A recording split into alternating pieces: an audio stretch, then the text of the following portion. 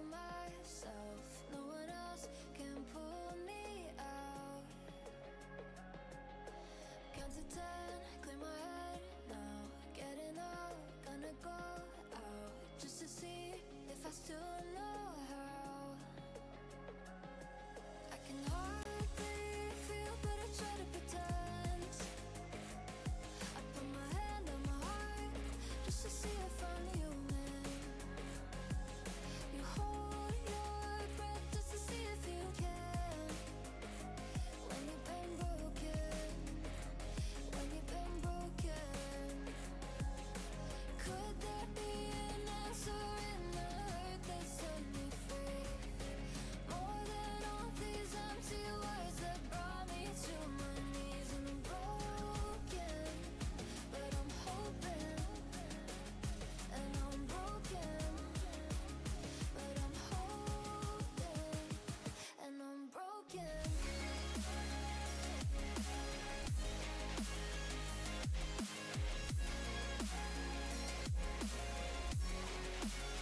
And I'm broken.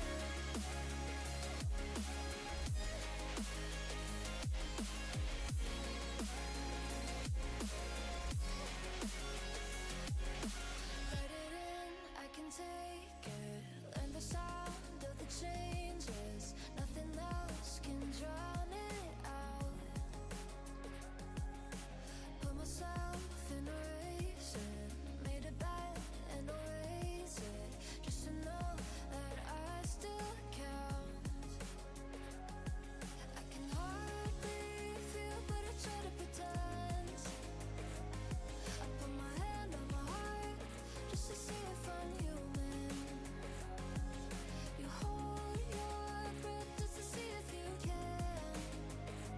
When you've been broken, when you've been broken, could there be an answer in the hurt that set me free? More than all these empty words that brought me to my knees. And I'm broken, but I'm hoping. And I'm broken, but I'm holding. And I'm broken.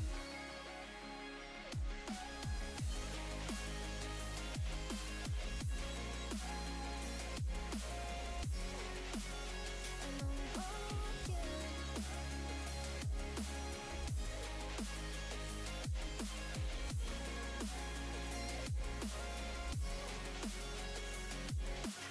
Hardly feel, but I try to pretend. Put my hand on my heart to see if I'm human. Hold your breath to see if you can. You've been broken, you've been broken. Hardly feel, but I try to pretend. I put my hand on my heart just to see if I'm human.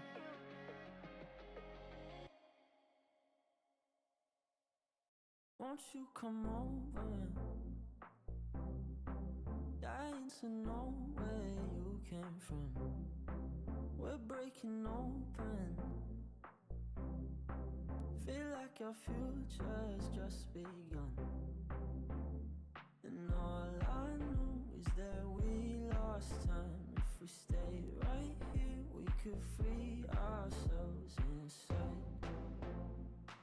We'll stay awake forever. We'll hide away where no one knows. Let's run away together.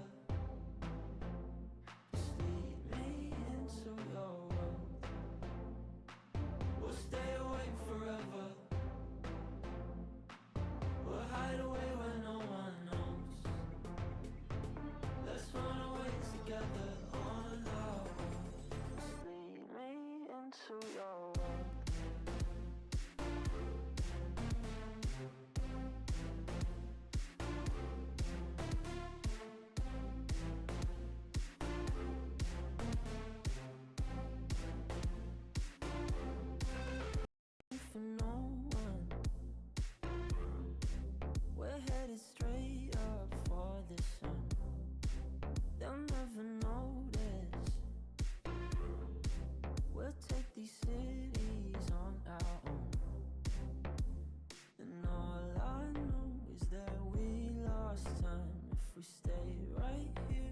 could free ourselves inside. We'll stay awake forever. We'll hide away when no one knows. Let's run away together. Just lead me into your world. We'll stay awake forever. We'll hide away when no one knows. Let's run away together on our own. Just lead me into your world.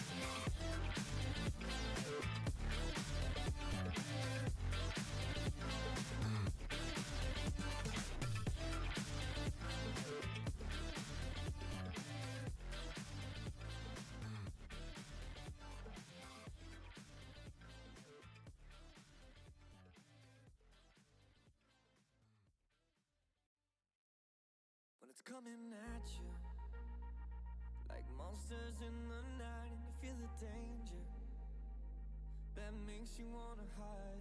When the cards are stacked against you and you're standing on the edge, now's the time, now's the time. Think about all the dreams you keep inside. Think about all the the ones you love. I know this beating heart will be my guide. I know that we can overcome. When the world's so cold and we're losing hope, I need her. I need her. When the darkness comes and we're overrun, yeah, I need you. That's when we need each other. That's when we need each other. That's when we need each other. That's when we need each other. That's when we need each other. When you're falling faster and don't know where you are, you feel the danger closer than your heart. When the weight is getting heavy and the future is unsteady, close your eyes, close your eyes. Think about all the dreams you keep inside. Think about all the ones you love. I know this beating heart will be my guide. I know that we can overcome. When the world's so cold and we're losing hope, I need her. I need her.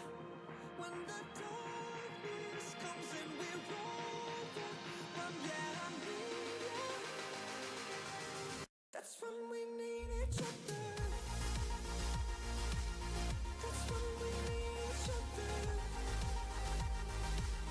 That's when we need each other. That's when we need each other. That's when we need each other.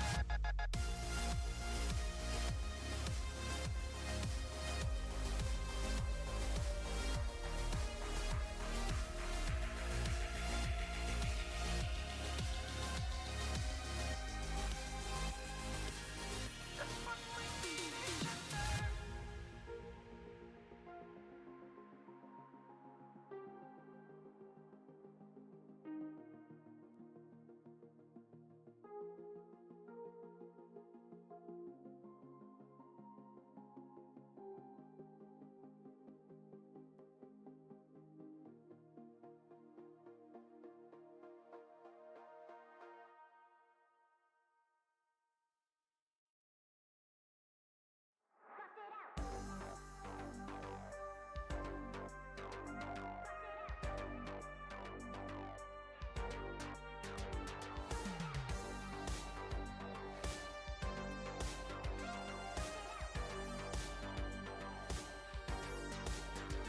Bust it out.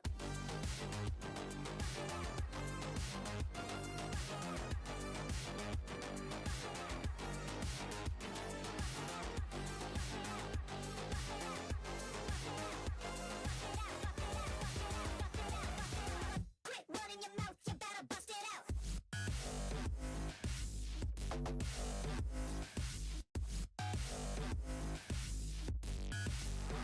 Bust it out.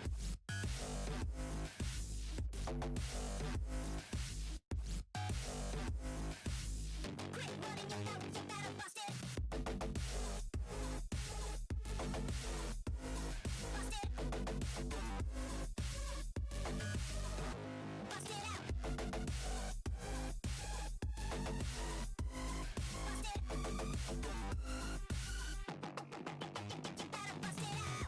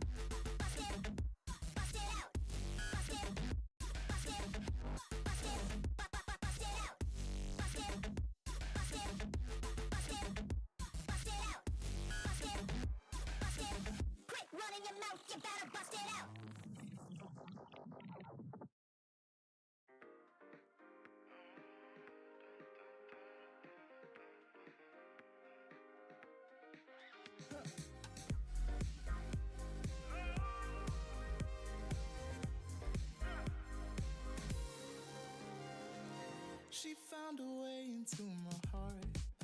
Oh, oh, she don't make out, no, she make art. And I need a way to treat it, cause I keep getting high off of her. Off of her. I know that you'd be bad from the minute I saw you. But somehow I keep running back to you. Back to you. Back to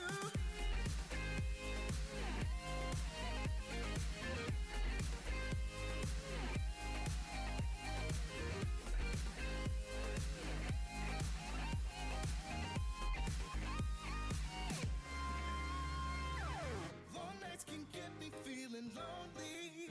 Hey. And hearing music that can make me smile. But the way I feel with her cannot be explained. But one thing still remains on my mind. I know that you'd be bad from the minute I saw you. But somehow I keep running back to you. Back to you.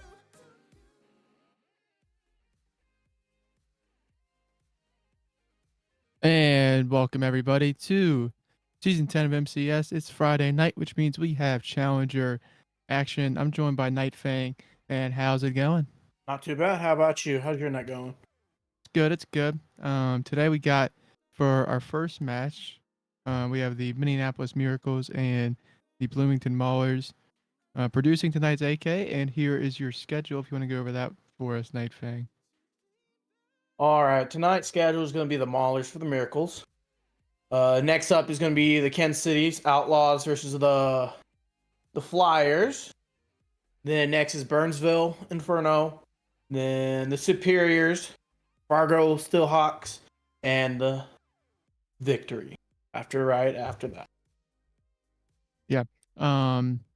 Looking at the rosters for these two teams, I think it's gonna be a great matchup. It's Flash, Ace, and Reese for Bloomington, and then Whitlock, CT, and 22 Power. CT, that's my guy. I mean, he was part of one of the first teams I was on. So if I had to predict a team to win, I'm taking the Miracles. Really? What about you? Mm-hmm. I'm taking Bloomington on this one. I know how Clash and Isadilla and Riz play. I haven't seen much of the Miracles, and I heard that playing against Bloomington is just a struggle because they go for that physical play, physical demo play, bump you wherever you are, and make space. But how would you say the Miracles play in coming up this game? Well, I think in terms of the standings, they're the underdog tonight, and the biggest thing is being able to. I feel like being able to demo and play physical and leave Bloomington awkward so that they can't get comfortable in that series. So, the biggest thing is you got to be able to make them play to your pace. And, if Minneapolis can do that, the series can go any way. But I think that's their biggest chance, because if you let Bloomington get into a groove, it's just gonna be a downhill slope. Mm-hmm.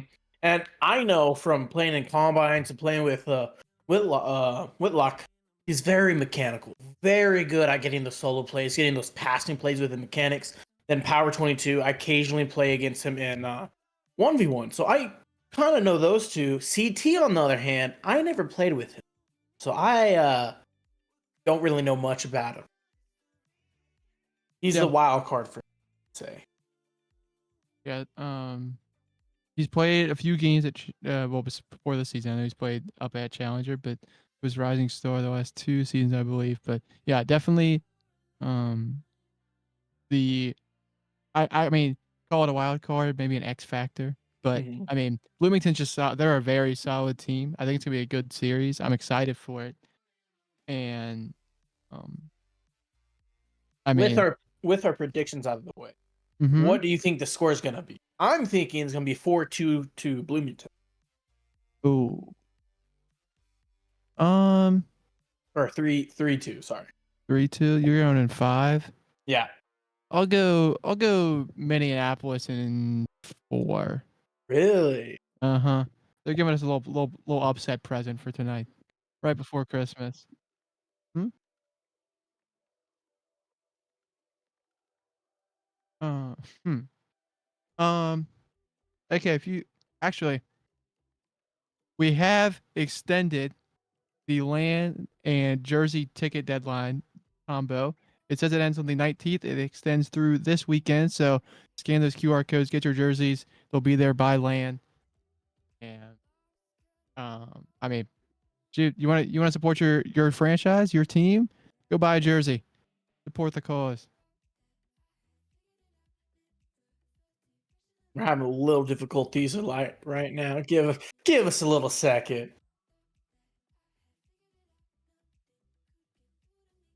Where's the standings?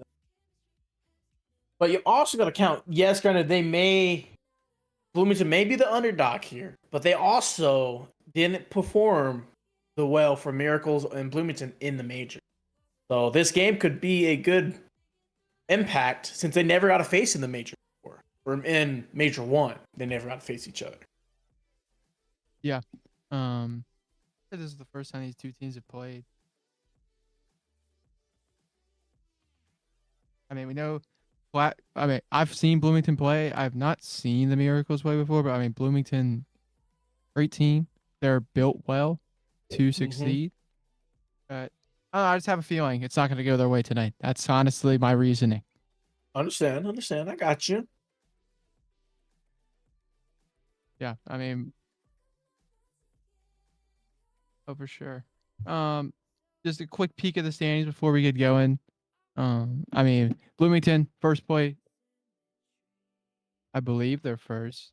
I think no. Bloomington is 8th, and Miracles are 6. Right now, if Bloomington wins this game, they will be tied for 5th through 7th, which again could impact a lot coming up in these games coming to Major 2, because everyone wants to make it to land top through 1 through 8, and if 5 through 8 are all tied, it's going to be a close game no matter what. Yeah, this close. Yeah, and I mean, challengers close almost all the way to the bottom. It feels like so. Every series is important. As we will get into game 1 now, it will be the Miracles in orange and Bloomington in blue. A chance at a goal. It is in for Clash. Whitlock was looking for the save out off the goal line, and just couldn't get it. Straight off on kickoff, just a middleman was straight up there, just like how Bloomington plays, quick, very fast, physical play, right there for the recovery.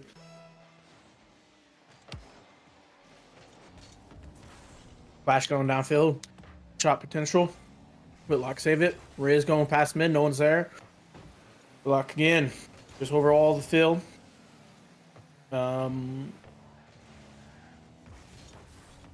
Flash again, all over around the field. Whitlock for a pass potential downfield, top left corner. That's a great pass, a great shot from Whitlock. Clash just kind of gives it away. DT down, fail, just put it up for his teammate. Whitlock there, off the post and in. They get that first kickoff goal back, and they strike. We are all level with 4:30 to play. I mean, it's still just basically anybody's game. 22 power will take it. Breeze, backflip challenge.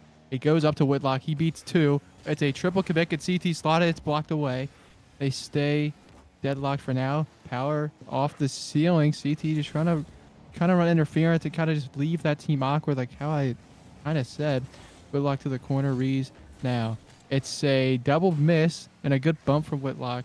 Keeps the danger clear for now, but it's a bouncer. Case can't find it. Rees up off the backboard. Does he have another? No. Flash comes in. Double commit, but they do clear it. Safe for now, and the pressure mounting for Bloomington. As I say that, Whitlock clears it long downfield on the air dribble. And now we get into a little bit of midfield play for the moment. Okay, Clash going down, solo playing. CT with the 50 in mid. Whitlock going down, blocked by Clash. CT again with the clear, looking for shot potential for Whitlock to pass 7. Hour 22 or CT, or none of them going to go for it. Never mind. Rise, Riz, one of those two. Quesadilla going for awkward touch in the corner.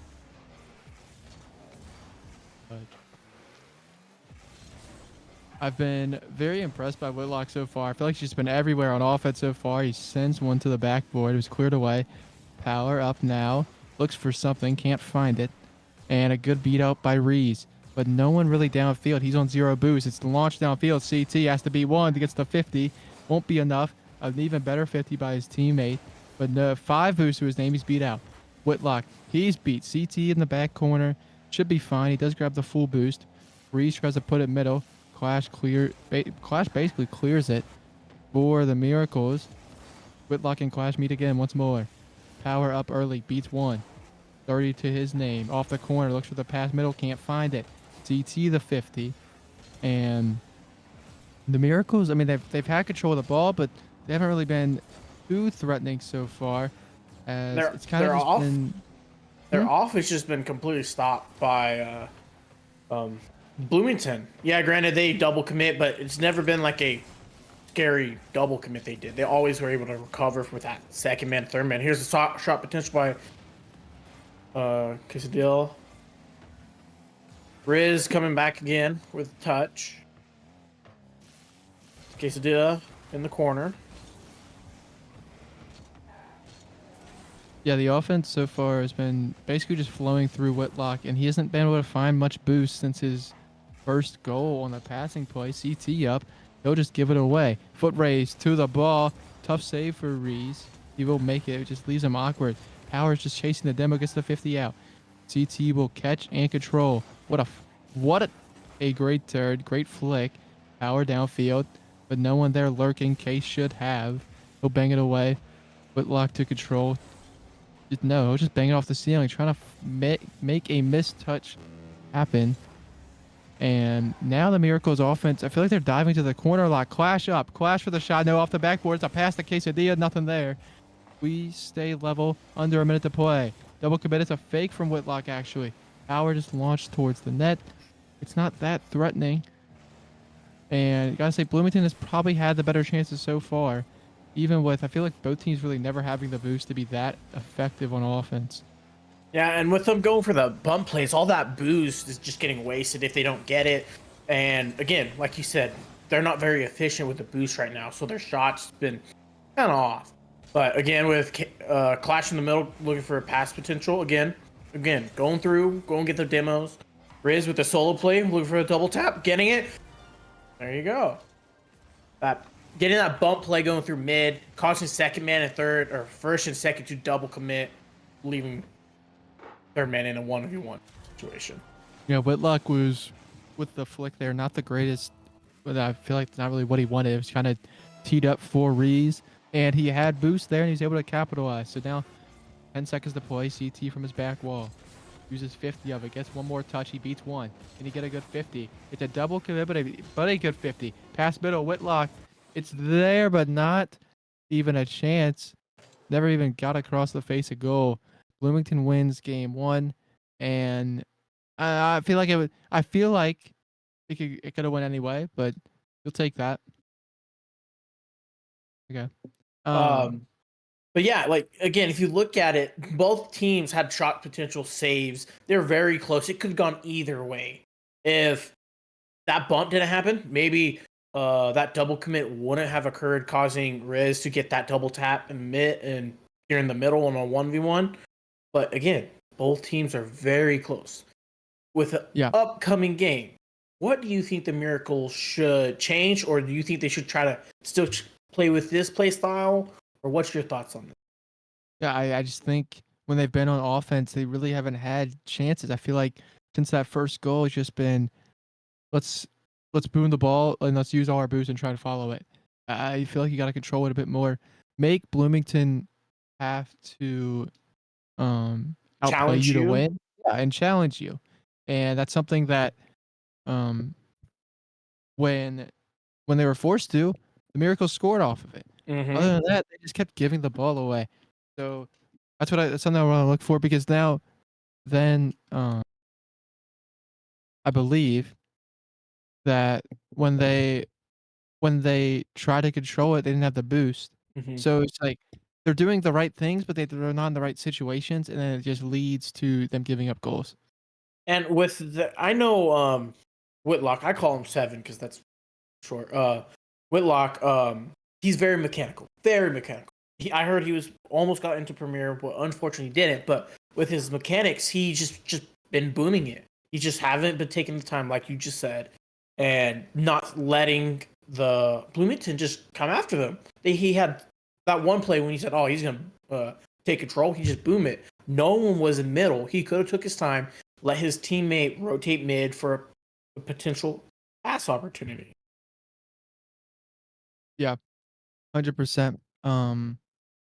I just feel that yeah, I mean, even if you're not scoring off every air dribble, solo play, just being able to create the idea and just create that challenge and that conflict for Mm-hmm. Bloomington is the biggest thing that the Miracles really struggle with in game 1.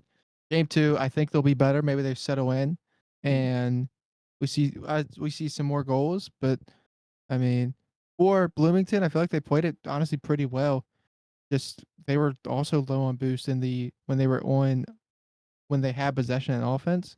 I think that's something they just need to work on a little bit. That's for sure. And again, going back to that boost management, um, that comes from booming the ball, occasionally going for 1v1s. But the biggest thing they've been using it for is just physical play. Yes, granted, it's been so close. They had saves, shots on both sides. If they just kind of just rotate, just force the demo, not really dive after it. Because I know Clash loves to dive um, after the demo, try to get it, but then throws him out. And that's could be the same thing with the Miracles right now. That's what I'm thinking. They've been trying to reach too far in the cookie jar, and just this time they got caught. Yeah. I completely understand where you're coming from, and um, I just the big thing is playing more controlled, playing playing around the boost and playing for your teammates, something that we didn't really see from the Miracles besides their one goal.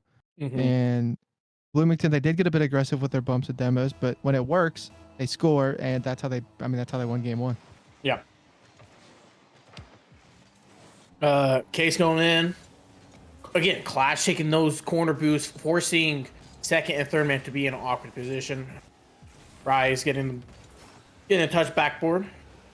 22 power, clearing it, staying on the ball, clash again, challenging, got that demo. CT for the mid pass, maybe.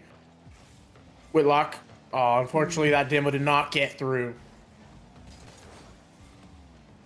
Yeah.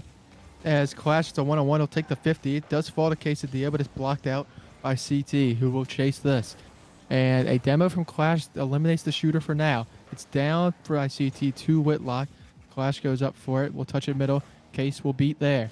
Still boost to his name. Looks for one more. Looks for a good touch. Breeze on the backboard now. Tries to drop it across. Power clears it long.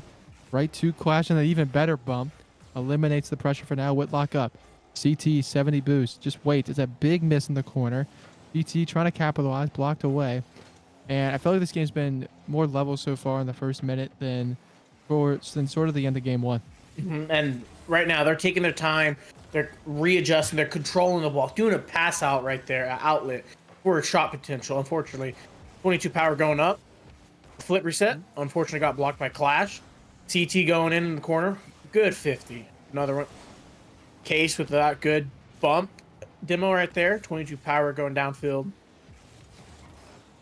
Yeah, they're just kind of just staying evenly right now. They fixed kind of the boost. Now that you kind of start seeing their offense potential now because they're able to figure out how they wanted to play against each other now. Yeah, that's a good beat by Whitlock and good touch out, but CT not in position. He wasn't the original shooter there uh, as Power was demoed. Breeze will control full boost to his name, but he's dunked out. He actually does get it around another one. Clash 1-on-1s versus CT. CT a good 50 in the Dominus. Always kind of a wild card of a car for a wild card of a player. Breeze tries to put in middle. Where's the shot? Case comes across, but nothing there. A double commit. Clash down towards neck. Can he get another touch on it? It should be cleared away. But no boost again for the Miracles. Shot. Goal. Quesadilla. And eventually just the boost ran out. And it was so awkward for Minneapolis. And again, this bump play causing CT to get away from it because CT could have the chance. They got to watch out for these bumps coming in if this is going to be a rehab in game 1. Yeah. The Miracles just have to start dodging demos. CT look for the pass middle. It should still be a goal, and it will be. No one puts a hand up for Bloomington, and Power just goes up into the air. Good beat by CT. Beats 2, and Power just delivers. We're all tied up, 2:26 to play. You have the overlay as Atlas.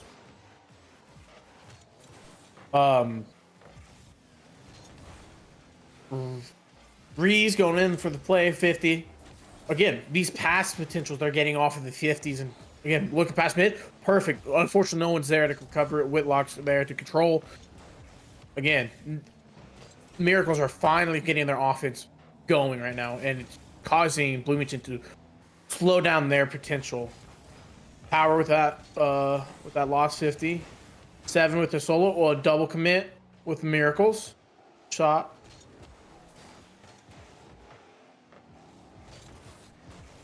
What a save.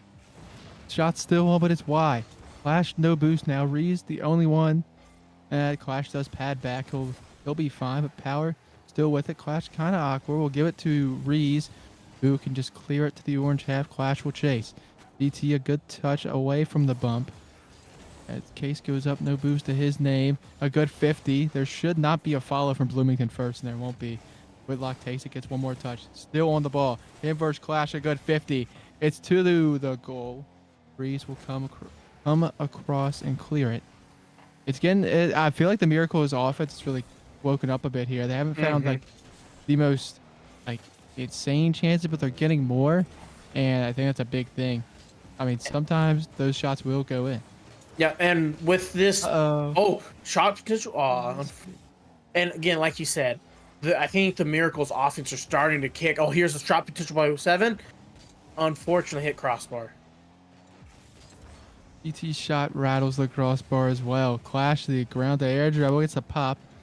Whitlock beat out in the corner, but should be fine. CT does go up. And a double commit. Not trusting his teammate, maybe. As Clash sends it back into the orange corner. Looks for bumps. They're playing the boomer ball. And then just try to debo somebody after. What a touch by Rees. Case will bury it. But, I mean, that was all Rees there. It was all Rees. To Bloomington. Again, he does it with under 20 seconds to play. Right now, it looks like Rees is the one that's controlling the offense for Bloomington. They're not really relying much on that demos. It's just outperforming each other on the passing potential plays coming through each other. Yeah, CT will take it. Looks for the double. CT. No. Power. No. It's beat out by Rees. He's been so good so far. And they'll have one more chance to be launched downfield. Where's the boost? Whitlock tries the B1. He will. It's off the backboard. It's Power. He misses. CT can control. He'll pop to Whitlock. CT was bumped. He was next in the play. Whitlock tries to keep it up, but he's dunked out. Maulers take game 2, 2-1 as well. Literally, both plays from Bloomington got demos, or at least had something to contain to a demo. I think you're right on the Miracles need to just look out for the demos, because both goals would have been averted if they dodged the bump or the demo. Again, if you look at the shot potential, Miracles had shots compared to their 4 to 8 shots. Miracles looked like they had their offense the whole game. Their defense, on the other hand, kind of struggling. What you said, they're double committing quite often. Yeah, the double commit, maybe just a lack of trust for this team. But I feel like it's not anything that they really. It's not a big issue. And I mean, yeah, they had more shots. They dominated the shot category. It's just about converting. They've had chances throughout that entire 5 minutes, and I mean, I don't know. You just got to start hitting. That's all I can really say. Again, that 3 of their shots hit crossbar down. Unfortunately, just not go. If it's just a little bit down, this second game would have been completely different. Let's see what they would adjust in game 3, and hopefully they can take a win. CT going for the control, looking for a pass. Case going up for a solo play, double tap, waterfall. No one there for the cleanup. Clash with his touch to mid for Riz. Clash had the shot potential. Unfortunately, he just shot a little too wide. Power up for the 50. Again, still on the Miracle side. Bloomington's not letting up one bit. They're just trying to go full brake and full gas, no brakes at all right now. Try to keep that momentum going in. The 50. Another good 50. Reese, he just drops past the ball, but now he looks for a bump as expected. Power not getting the touch that he wanted. Clash tries to come in and shoot, but he can't. DT will control the corner. Just has to flick it. I feel like I talked about Bloomington's defense kind of giving the ball away. Or not Bloomington, the Miracles, but Bloomington's just always going. And I mean, you kind of have to play it long when they're going to just monkey the ball like that. As Case will try and start a solo play. He does get the dunk. So, I mean, I feel like they're just kind of hard countering what the Miracles want to do right now. Exactly. And if Miracles want to see a change, they got to either take first man to boom it or second man just to boom it and not try to control it. They need to flip those reverse where first man either controls it or second man needs to boom it because, again, they're just on them constantly.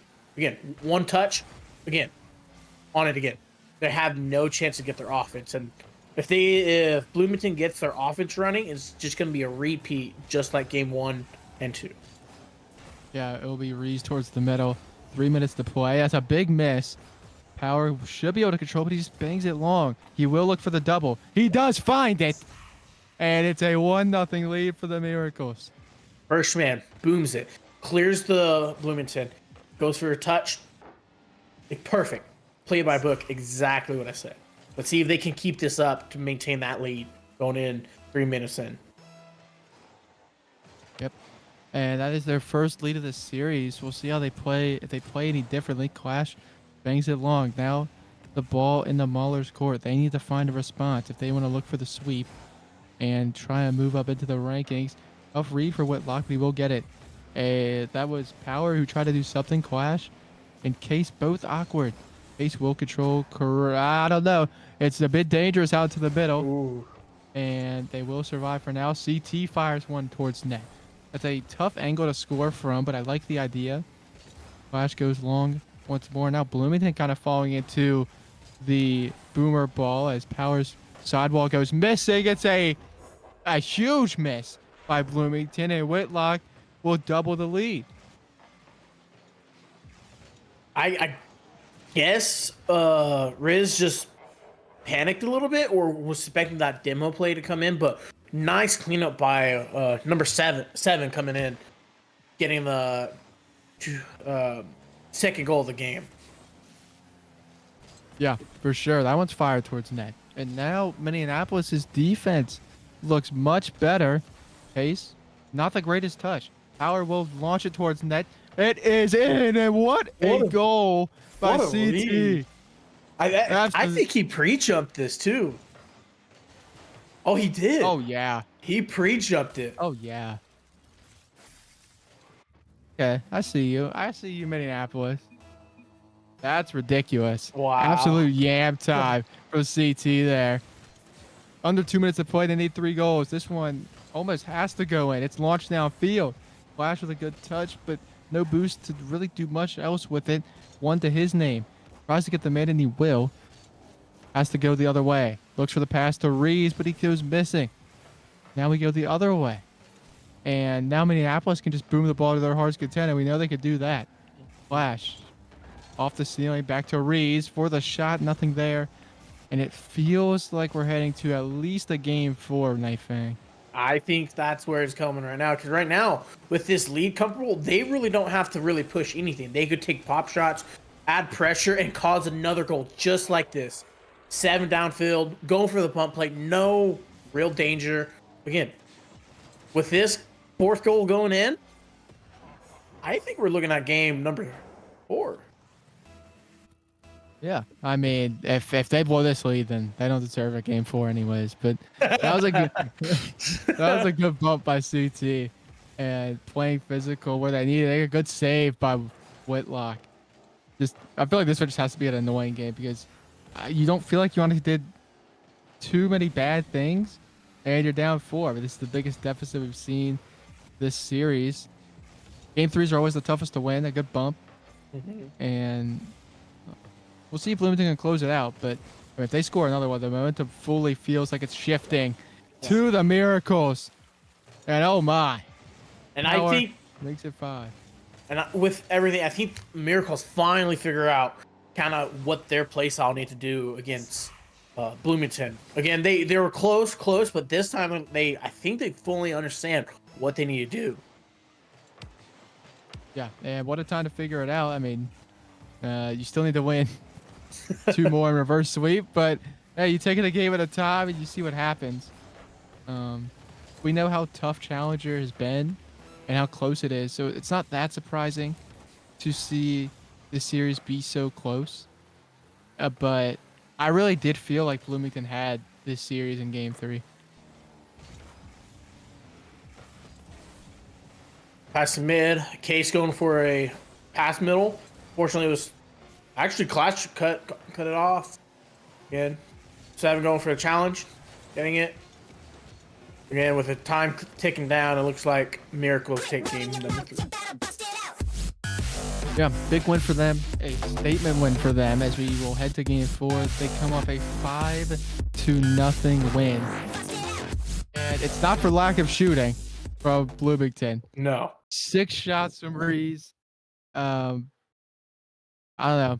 It's what I said after game 2. You got to hit the target. Yeah. And they weren't able to. Game 4, it has to be better. They got a bit unlucky. I mean, CT made some great plays for 2 of the goals, but you still win in 5, and you're not going to win when that happens. That's for sure. And again, nothing looked like it changed from just stats. But when you watched in the game, you completely saw how they fixed their mistakes from game 2. No more double commits. We're looking for that pass opportunity. And again, what you said, making sure it's on target. And 5-0. Maybe it might be going the other way with this momentum too. Yeah, definitely. You did call 5. I did. But we will see. We will see. I mean, the Miracles look real good there. I don't know. I feel like this game, I think we're going to OT for game 4. Mm, I yeah. am, yeah. Yeah, we are. Yeah. But I don't know. how Miracle's been performing. Miracles could come up with it again with that momentum change. Like you said, game number 3 is always the hardest. And with the way they changed everything, didn't even let Bloomington get a goal. They could just keep riding that offense of that confidence they got from game number 3 and just continue 4, maybe 5, and get that reverse sweep. That's what I'm thinking that could happen now if they just continue playing their game they did in game number 3.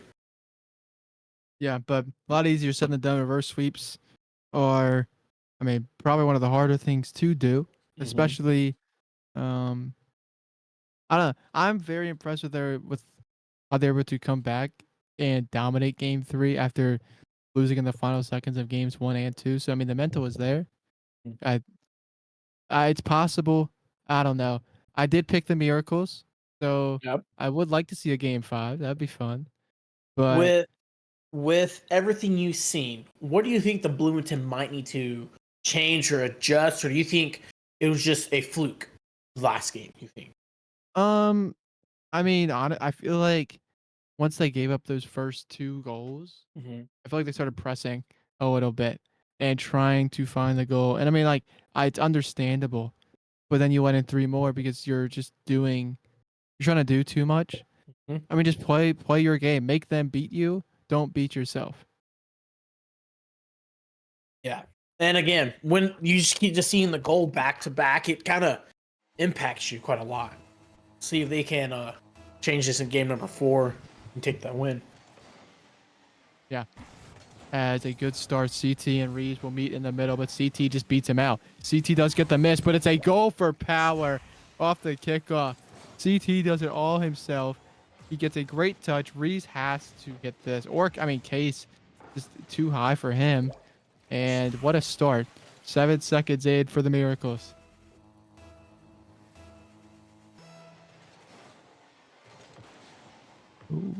Again, with Miracles being so close with this shot potential, here's another shot potential coming in from number 7. CT Yeah. again, all over the field, controlling it, making sure that they have ball control. And Clash going in, maybe a pass back. 50 from Power with the ball control. Riz with the 50. Going in and up for the aerial. Maybe another touch coming through.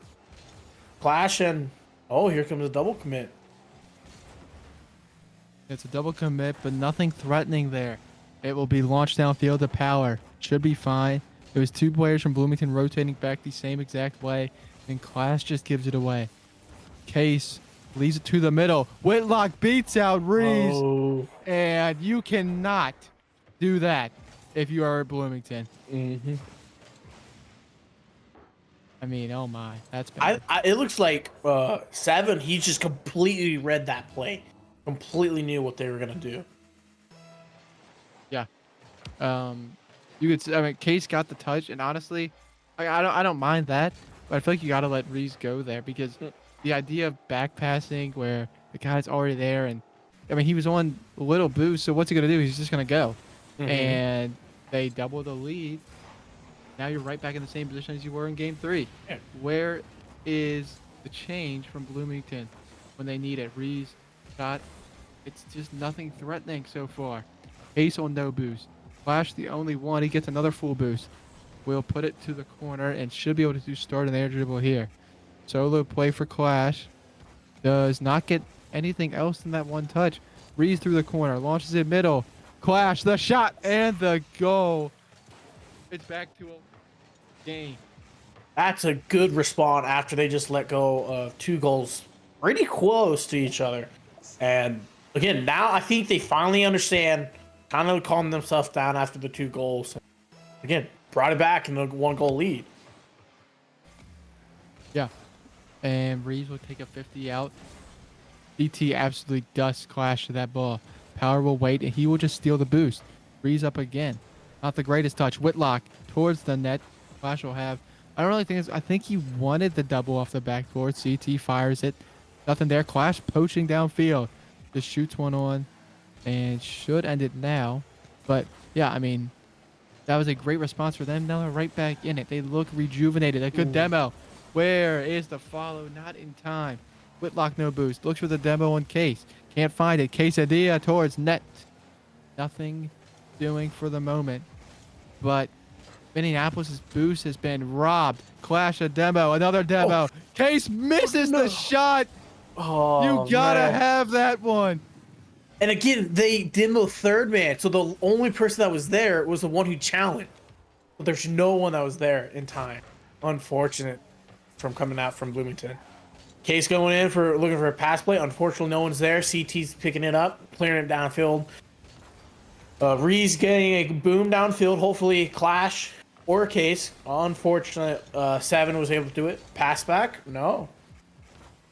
Power again in the corner, controlling it, trying to get that clear, trying to get Miracles a couple seconds to get their defense all set up. You has to hardening had the play. You had the goal, and they couldn't find the target.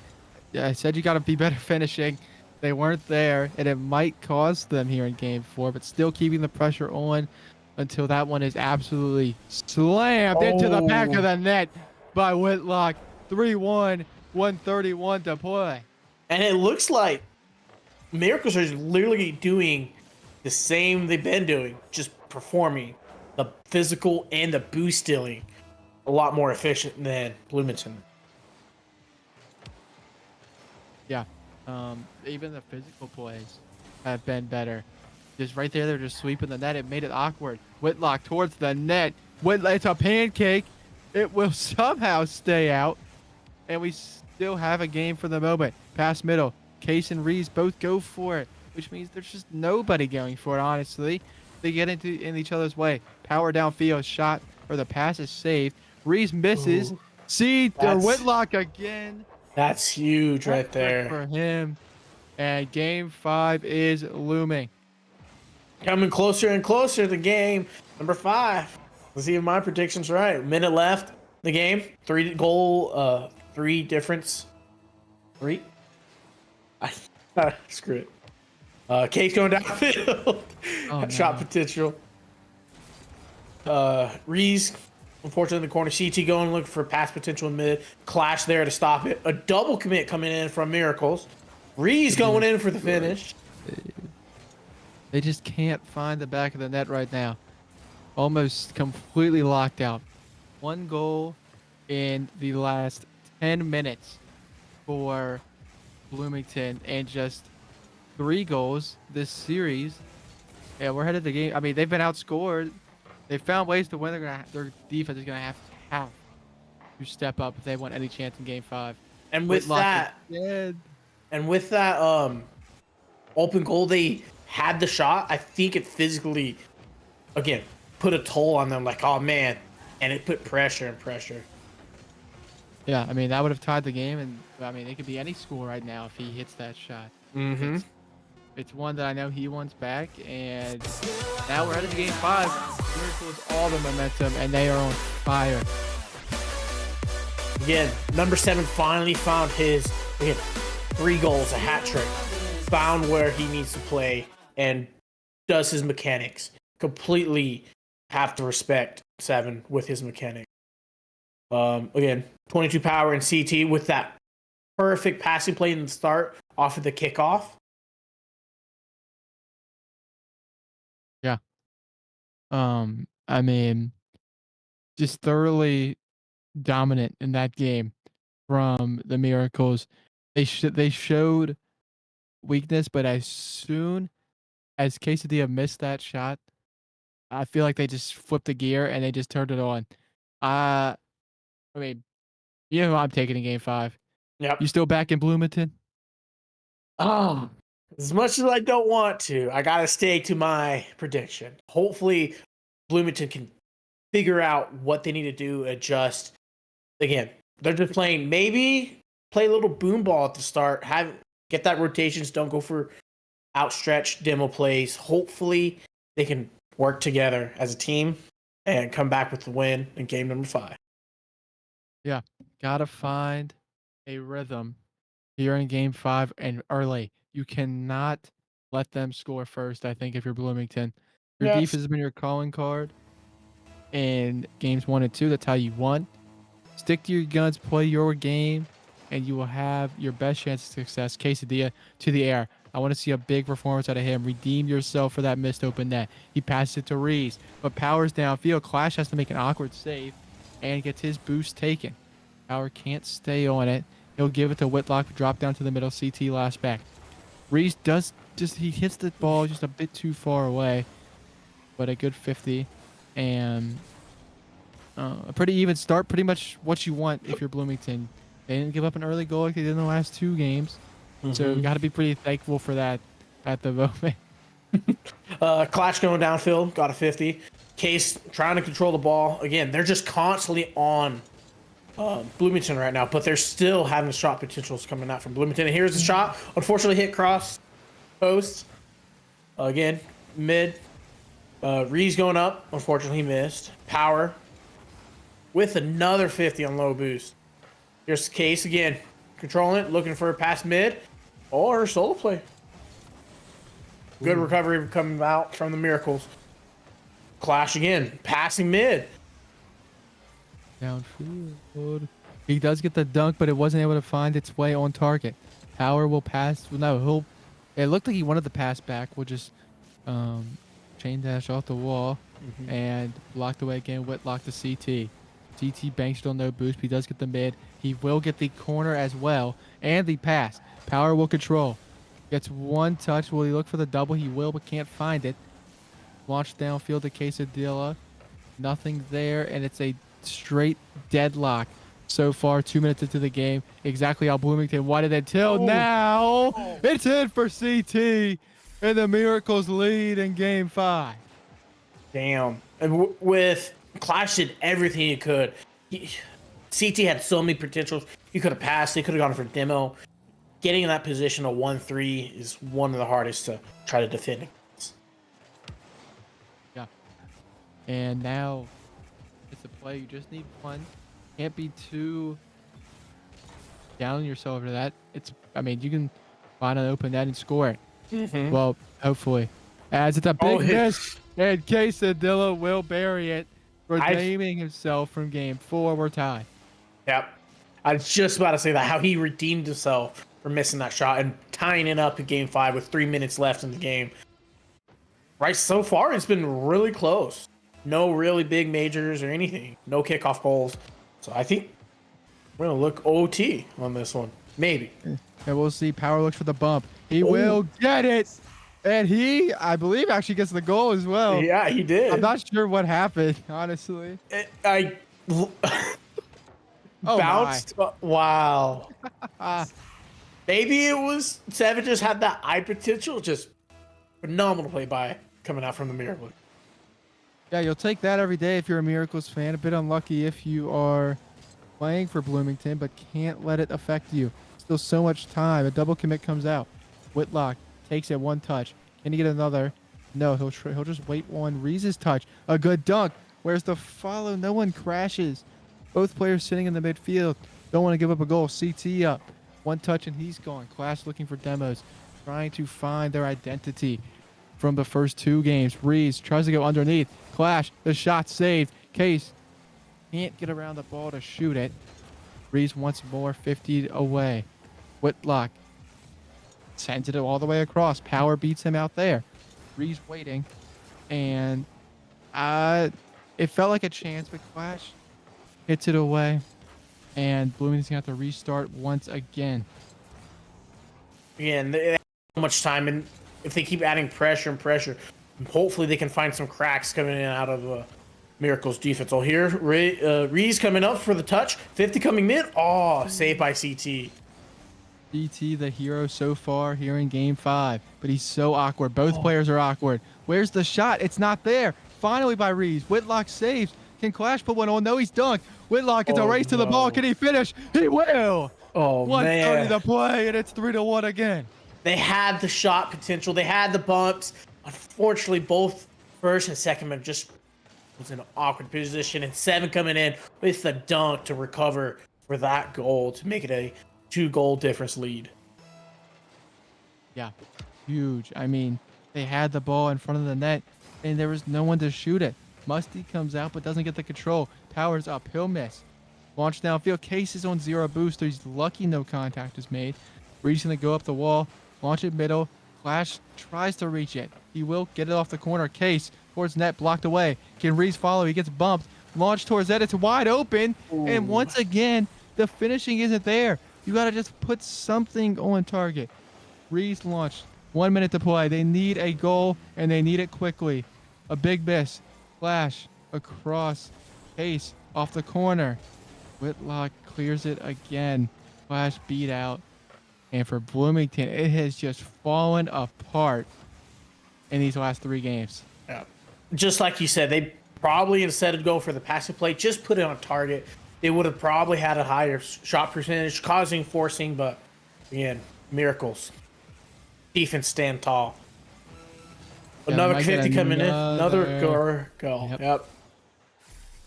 With that third goal or fourth goal going in, it looks like it's going to be a Miracles win in game number 5.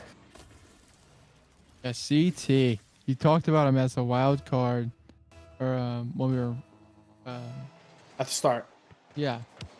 And I made 2 goals in game 5, 2 saves, and he's looking for a third. It won't happen, but 20 seconds, you're up 3 goals. You don't have to score another, but I don't really feel like they'd be mad if they did. 15 seconds, CT drops it, and Bloomington's just so awkward. Yeah. It felt like they just couldn't find their play style these last 3 games. Clash downfield. Whitlock will save, and it is a reverse sweep for the Miracles to push them into a tie for 5th. Man, again, reverse sweep. Bloomington had their chances. They had the shots. Unfortunately, they just get getting crossbar or have second and first man awkward. Again, if you look at the shots and saves, Bloomington had the shots on goal. It's just Miracles defense just stand tall and just was there. Again, like I said, CT was the wild card for me, and he performed in game number 3 and 4. Yeah, came up big when they needed to. They played like a team. They've changed how they were playing from games 1 to 2, and they get the win for it. For Bloomington, I feel like all 3 of those players know what they have to change and how to get better. They're still a great team. Sometimes it's just one of those nights where you lose one, it just spirals and spirals. Yep. But can't hang your hat on it. You got one more match tonight. Come back, finish the week 1-1. Yep. It's all you can really do. But hopefully the next game coming up is the Kansas City Outlaws versus the Flyers. Hope you guys stay tuned. Be there for it. See ya.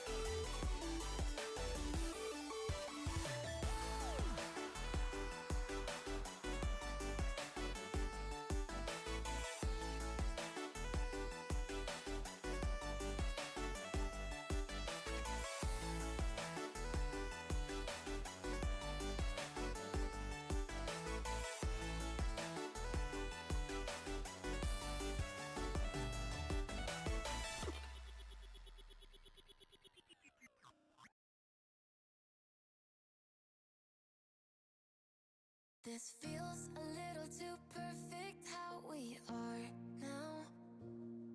You think I throw a little caution, but I don't want this to change. Been waiting too long for a moment like this. Said that you won't leave, better off with me. The kind of feeling I can't explain. Like how it feels drenched in the moonlight. Like how it feels under the stars. A step out of bounds with our own plight. A push towards the peace in the hearts. If it rains down all on us, drown out the noise, and I'll trust the mirror, mirror on the wall. Is it fair to watch me fall, broken up in pieces? Can you see me bleeding? Mirror, mirror, tell me please, if these broken memories are enough to break free. Will it fix us slowly?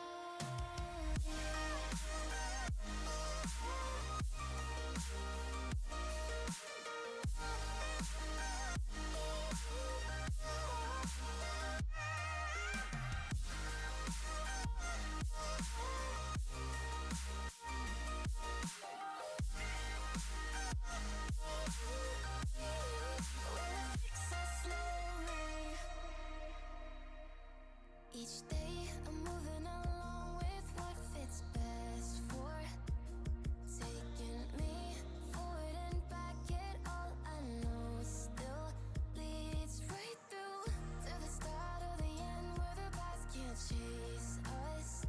You should stay for a while, disregard all the masks. If it's you and I will be okay.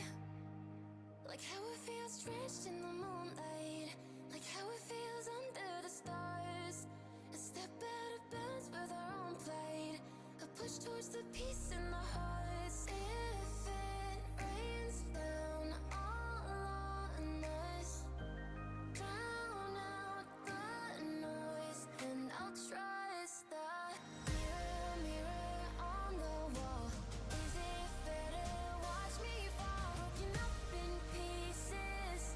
Can you see me bleeding? Mirror, mirror, tell me please, if these broken memories are enough to break free. Will it fix us slowly?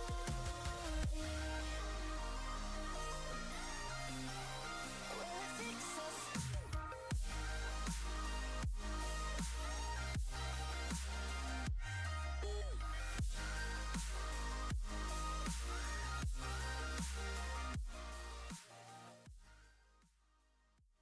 Team music up. You can keep it up. Your mic's muted, by the way. I don't know if you noticed, but it's all the way down. By the way, you might want to bring the slider up All there, right. pal. There you go. There you go. Now you're locked in. The more you learn, the more you learn. You're ready. The more you know, the more you learn. But now AK and I are gonna. What are we gonna do? No, What are we gonna do with ourselves gonna today? cast this. Apparently, two OP teams just formed. Should be the best matchup we've ever seen in Challenger. And yeah, that's what we got. This is like, this is there's history. There's definitely history between. I mean, obviously Cole's played with, both of the players in the other team, a couple of the players in the other team, and it's the same back. But yeah, second series of the night, and yeah, I'm just excited because it's two teams that just formed, and it's two that looked pretty darn good. Obviously both were 1-1 last week, but with the transaction window obviously ending in a couple days, it's these teams are fairly new. Then they haven't obviously played because it's the 20th, and the trades went down 5 days ago, so Yeah. it would not have been playing last week. So these are a chance for both of them to wipe their slate clean. Kansas City and obviously St. Cloud. Kansas City is 9th right now. They're 6-5. And St. Cloud is at 14th, and they are 3-7, and they are trying to make a late season push. Kansas City have also already won a game tonight. They just beat Green Bay in 5, so maybe they're heating up at the right moment. St. Cloud may Mm-hmm. be a little bit cold. They've still yet to play their other match against Des Moines, so should be a fun series. For sure. As obviously starting lineups on your screen, and a week 6 matchup. As finally we're gonna get into this one. As obviously with a reverse sweep in the last one, it's not ideal, but yeah, it's a good one nevertheless. As we're gonna get into this series and start some Rocket League. Be more flamethrower and Cole on the side of the St. Cloud Flyers. Wibik, Olvi, and Icy on the side of the Kansas City Outlaws. And this is an Outlaws team that was actually a thing last season on Rochester. These 3 players were on the same team. They felt like they didn't play good enough Rocket League to win a challenger, win a challenger title. That obviously being a true thing, but they wanted to run it back as they formed on this Kansas City team. That obviously neither of these teams are in the top 8. How could you not be in the top 8 with a roster like Kansas City has? But first goal goes to the underdog Flyers. Yeah, and we kind of skipped through our predictions because obviously we're running a little late and we're trying to catch up.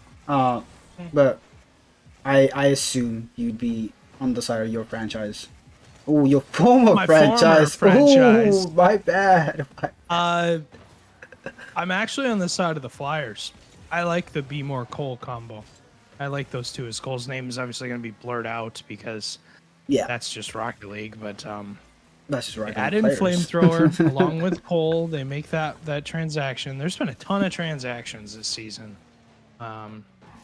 Just looking through, trying to figure out. It goes all the way down to the 135th column. So, or technically row, 135th row. So there's been a lot of transactions for sure. But another goal on the side of the Flyers is Cole is able to find the second for them. They're trying to make the miracle run. Like I said, they're a 14 seed, so trying to make up for what they won't have to get in that second major. And ending the format, it may or may not favor them. I don't think it favors a lot of teams, though. Well, I mean, you would know more than I. Hopefully, the format is favors teams at the bottom. I may or may not be at the bottom of Rising Star, but coming back to these two teams, May or may not. I'm close enough to strike when I need to. Perfect timing. But again, coming back to these two teams, like we've mentioned multiple times that they've recently formed, and a lot of people have been talking about these two teams specifically. People already considering them top 4 teams, even though, like you just said, the Flyers are like a 14 seed. Just based on the names they were able to acquire as Flamethrower stops a shot on the goal line. The names they were able to acquire immediately apparently put them in top 4 position. And like you said, I don't know what the format of Major 2 will be, and maybe that will favor them and will help them push. As that almost sneaks in, Wubik able to get it around. Flamethrower puts it back on net. That might just be in. Double commit on the goal line. B more finishes, and the Flyers absolutely rolling the Outlaws this match. And I was trying to see, you said Kansas City beat Green Bay. I was trying to see where Green Bay was sitting in the standings. They're a 10 seed right now, but they went from 6-5 to, or they went from what would that be? 6 and depending on the losses. I'm trying to see where that would be at, but yeah, they would be. Obviously, they lost to Bemidji earlier on. That was 2 days ago on the 18th, and they lost as well. So they were 6-4. Now they're 6-6. So Kansas City sitting at 6-5. You want to obviously win this to go to 7-5, but I mean, a team that you just beat may not be above if you do not win this series. Okay, so far, not a great start for the Outlaws. Down 3. Still got 2 minutes left, but really have to get 1 before you even think about getting a third. And if the way this has been going, if the Flyers get another one, it's going to be tough and more tougher and tougher to come back. But we'll see if the Outlaws have it in them.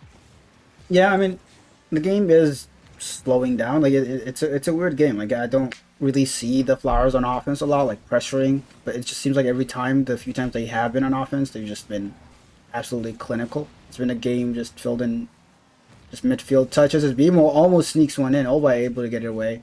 We'll be playing lead blocker, but the ball is in the back corner. Will it be another goal? Ooh. Almost. Every single time the Flyers are in the corners of the Outlaws half, they just look scary. Running rampant. Cole does not get back to this touch how he wants to, but able to work it out nevertheless. Olvi trying to set something up for himself, but doesn't get anything out of it. That's going to go all the way down, and a tough read for Dicey, but able to scramble back, make contact on one touch, maybe get another touch. So Olvi looks for the touch off the backboard. It's shut down again by Cole. Cole and Beemore having a really good game one, but it's been Flamethrower silently dissecting this Kansas City defense, as all three of them really have been a problem for the Outlaws to start, and that's not what you want to see, because it just shows life for a team that just made a huge move, basically reset their roster from draft, and look at them now. A completely different team, 4-0, and this one is looking done and dusted.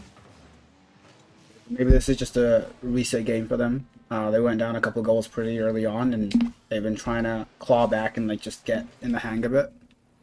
And yeah, maybe it's just they just decided, hey, let's just get our bearings, get on the pace of the game, and we'll just go next, and hopefully a better game from them. As you said, based on the roster move they made, a lot they have put a lot of expectations on themselves. Yeah, season 8. Looking back on that, it was an interesting season nevertheless. But you had obviously this team that was Cole, Wubik, and Dicey in Challenger, and they made it all the way to the grand final and ended up losing to the eventual champion Lumberjacks. And then season 9, it was this exact roster in that lower final.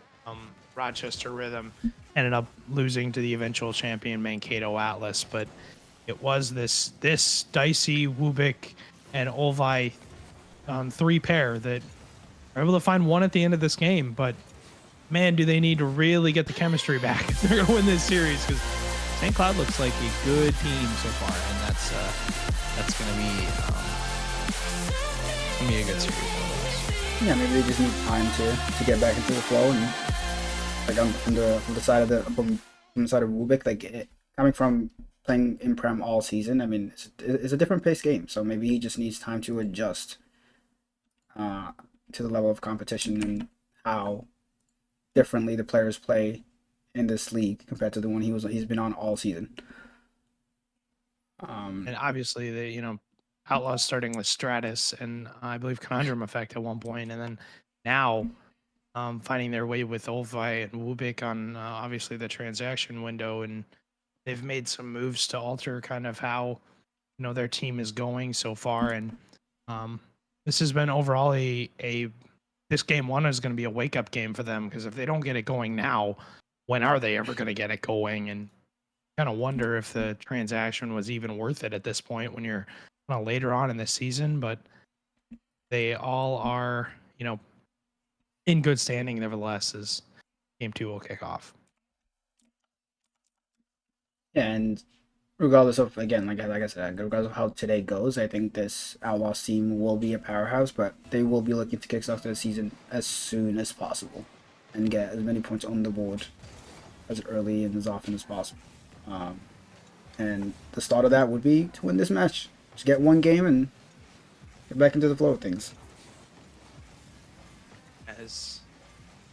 These two teams looking to really put everything they can together. As Ulvik will leave that, Dicey gonna play forward, not gonna stay on the ball, but good pressure so far for Outlaws. In the first 30 seconds they have the ball in this Flyers half. A miss from Flamethrower ends up being a pinch goal for Wubik, and Beemore a little panicked on the back line, will end up own goaling, and that will find its way in. Yeah, that's the start you want if you're an Outlaws fan, and they'll be looking to build on this. I see 2 old boys. 1 second. As you work on cams, I'll work on making sure the game's actually running right. It definitely is. We'll make off the backboard looking for another touch. Infield pass is shut down by B More. Ovi looking to catch. Dicey does miss contact on that. As Ubik gets a fake on one. This is dangerous for a second, but doesn't end up getting the touch he wants. He goes hunting. Dicey does not hit the net. The POV for me is not switched, so I have no idea what's going on. B More, though, flip reset towards the net. It hits the bar. Yeah. Nobody had any contact. Dicey. Up touch to himself. Looks for a bump. This game is kicked up in pace. Fortunately, still we will be getting the play-by-play from your voice because it looks like I got kicked from the server. But Nice. Nice. Gotta Little love it. radio. I wish I could switch that, but I can't, unfortunately. Yeah, you get back in here. Dicey will make this one a 2-0 lead. Wubik actually steals it, but got 2-0 advantage, 3:41 to go. As Flamethrower will collect this in his corner. On a boost to his name, but not really many points, as no team really, besides the Outlaws, who are outpacing this Flyers team. This looks more like the Outlaws team than I thought we would see, as these three have combined together once again on a roster.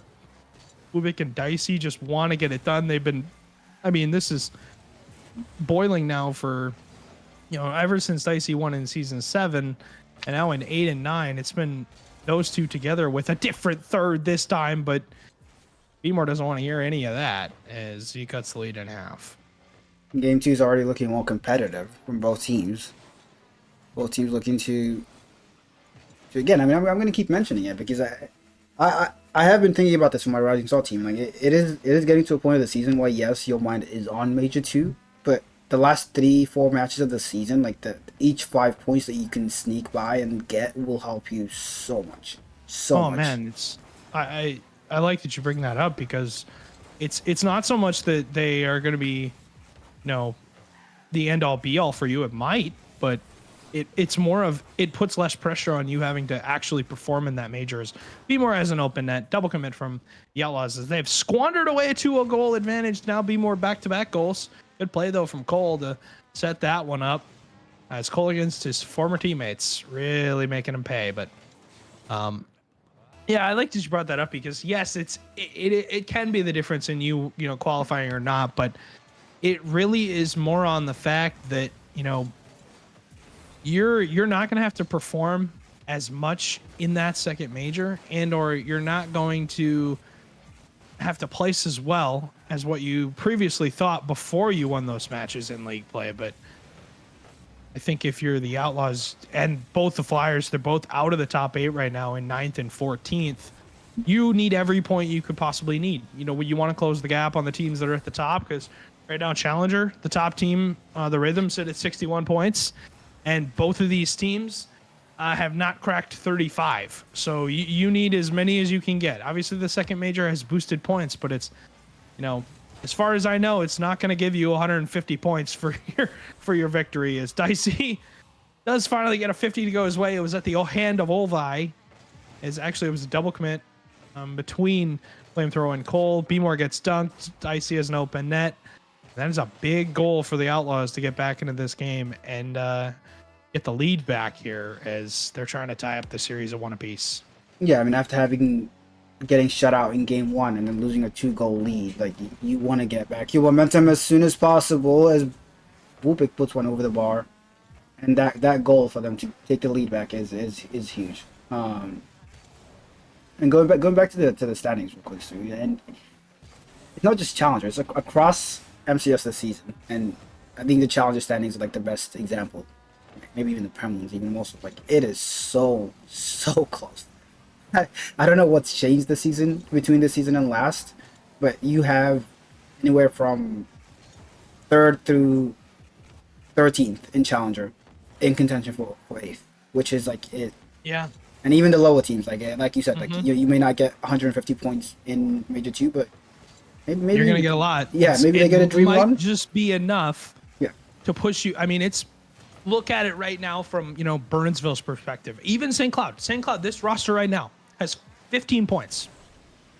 You get top 4 in the major. Say you get second in major 2, and say that's 30 points. That right now is enough to put you tied for 5th place. So, I mean, we can't stress it enough. The season is not chalked by any means. I mean, unless you have pretty much 0, it's not chalked. Unless you don't have a team, it is not chalked. You just have to find a way. And then that's really what this season has been about.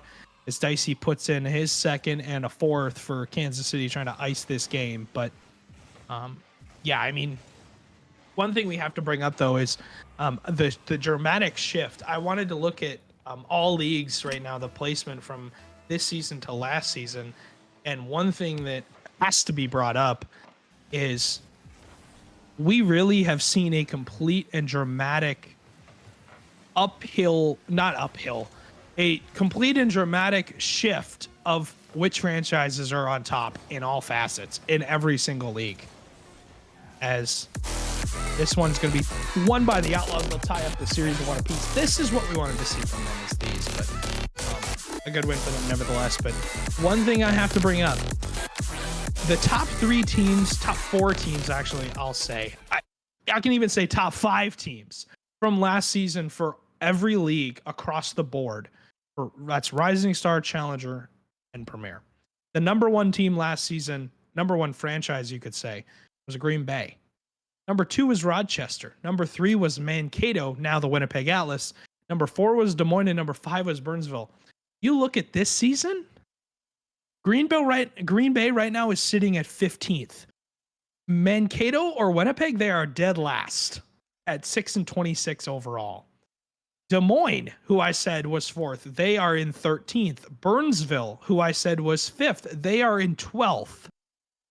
You look at like the only team out of those 5 teams I said in the top 5, franchise-wise, AK, is Rochester.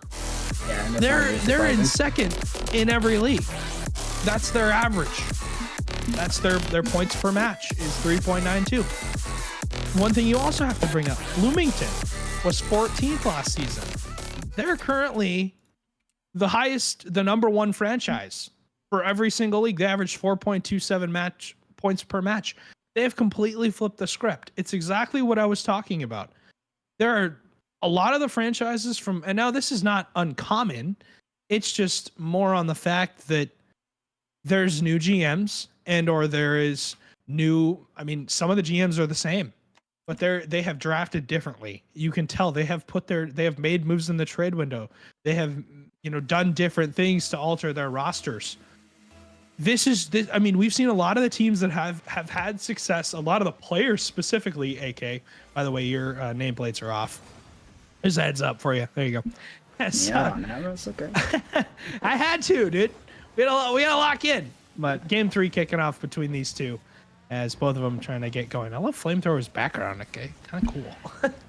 As Demo comes in from Olvi trying to run interference for his duo of Wubik and Dicey, as this one will be collected in the corner by Cole, shut down by Olvi, as not much doing there, as Dicey will lose that 50-50 in the midfield. But going back to what I was saying, a lot of the players and a lot of the teams that have had success in previous seasons, you look at season 8 and 9, for example, a player like Mogi, who last season was MVP in Premier, had arguably his best season. Obviously winning the whole thing is one thing, but his team right now sits in 13th place and is at 2-9 currently. Is having just an un-Mogi season.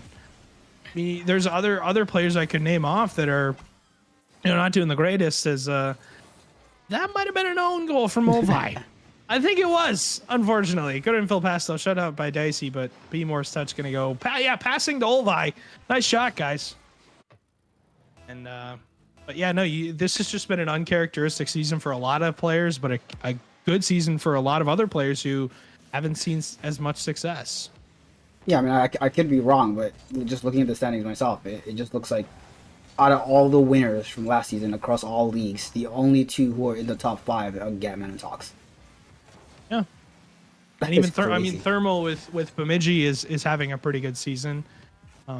Obviously, he got second, but a lot of the winners or a lot of the teams that are having success are the ones that are playing well. It's just it's odd. It's like you know you wanna say that this season has been a very based on draft, but I really think that some teams just didn't draft as well as they thought they would, and I mean it's showing. You look at how much the league overall, the dynamic has changed with each franchise. Obviously, Bloomington going from, shout out Clash has completely shifted his franchise around. They're number one right now for a reason, as they only have 9 team losses, and they have less team losses than some teams do in singular leagues. So they're having a pretty darn good season. As I think that just updated to 2020. I might have just done that. Thanks, AK. I was hoping they went down and I was number one. They didn't happen. They did. They're close. You're close. You're there, closer, buddy. yeah. You're closer. This one knotted up at 1 apiece, halfway done. As Kansas City just tied the game after Olvai's kind of misclick, we'll call it, as a pass from Beemore went right to him. He own goaled it, but Ubik with a good touch down the field, shut out by his old teammate in Cole. And it's interesting to see how Cole plays against Ubik and Dicey, because I don't know if either of them have ever played against each other. I want to say they probably have, but at the same time, I want to say that they haven't. So I'm looking to work through one more player. He really can't, though. Flamethrower on the counterattack, looking for a chance. Beemore tries to shoot it under Dicey, and Dicey just has enough frame under that car to make that save. Another infield pass from Cole. Cole and Beemore having a very, very good series. I think Flamethrowers, I think all 3 players for this Flyers team look good to start. And I was questioning this move that they made, the building of this team. I think it's paying off so far. They're taking a pretty darn good team. You said many of these many people call these 2 teams the top 4 teams, and they're living up to it. Yeah, this series is definitely living up to the hype that I've been hearing about, and like both teams are playing to their level, and I think that's why they're neck and neck right now. We can't tell them apart because they're so close.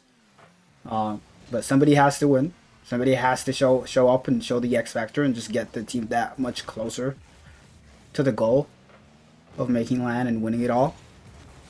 I think it's really interesting that Beemore and Cole, that chemistry, like you just mentioned it, like it looks so good. They're so aware of each other, and I guess that's what you get with players at the highest level. Like regardless of whether you play with people, as Cole, this is on the back line, will be unable to put it in. Flamethrower with a good save, and the Flyers come the other way. But yeah, players at the highest level can adjust to anybody at any time. I understand that, but they've only been playing together for, what was it, like you said, less than 5 days, and they already look so good. I am not looking forward to my team playing them at the end of the season. And this Kansas City team obviously was on Rochester last season. Ubik looking for a bump. Does get the bump, but he doesn't trust. Olvai didn't trust Ubik to get that bump of the back line as Olvai leaves the ball. It would have been an open net for him and possibly the winning goal. As Ubik towards net. That one's on target. Cole had no boost and didn't jump in time. And with 6 seconds to go, that is a costly mistake from the Flyers, as that probably is dashing the hopes of their game 3, as we will look at game number 4 more likely on the horizon. But yeah, I mean, I talked about how much things have changed, and I mean, there's been a lot of trade window moves. The Outlaws would take game 3, but a lot of trade window moves. I think the biggest one so far for Challenger specifically was the movement that we've seen at the top, and that being with, you see a team like Omaha who are 7-3, and they decide to make a move and drop their third and pick up and make moves to their rising, or make changes to their rising star team, and then proceed to, I don't know if they're subbing up their rising star pick or not. I don't know if that's what they're doing. I don't know if that's what Rob is doing currently, but yeah, it's been an interesting offseason for sure. I have heard that is a possibility. I believe that's what they're doing, because I mean, Rob has not added anybody to his team yet. I don't know if he's going to, but that's one thing. Is like, it just seems like I believe he's added mini Naquan. I believe he has, yeah. And that was a trade that was from Chicago, and Chicago got that from Omaha, and then Yeah. I got that from Des Moines. So it looks like he is getting mini Naquan, but it's He, interesting to see them make a change at the top level. But their third round pick in Divine going to Premier to Des Moines, and interesting to see what Des Moines decides to do with their team, as they have an open roster slot. As B more with a flip reset towards net, shut down by Wubik. But this game's starting off well for St. Cloud on the offense. Dicey, though, shuts that down right away. Monster clear down the field. Dicey has a chance. We shut down by Flamethrower. A good follow-up opportunity, but the shot was not what he wanted it to be. And as a result, Kansas City have got to regroup. yeah, but they haven't conceded, so it's fine if they almost sneak one past Olvi, able to get it back to it, even with low boost. Runs to midfield, Flamethrower goes missing, Cole covers. And I think it's an interesting point that you bring up, of all the changes. And I'm pretty sure, like, out of the entire top 16 Challenger, only one team is likely sticking. That is remarkable. I know. And it's, I mean, obviously with 2 trade windows, there's a big difference because you see teams wanting to make moves, especially when they have the opportunity to. They look at it as, okay, well, we got the chance. Why are we not taking it? If we don't want to, we don't feel like this team is the team to push us over the finish line. Why would we bother? But Icy will have that down the field, shut down again by Cole. Cole infield to B-More. B-More's there. He gets the 50. Where's Flamethrower? Not going to take that shot. As his touch gets over his head, now into the corner. Boxing out. Dicey was Flamethrower, so the shot is not going to come through just yet. Flamethrower, though, with a good flick over the top.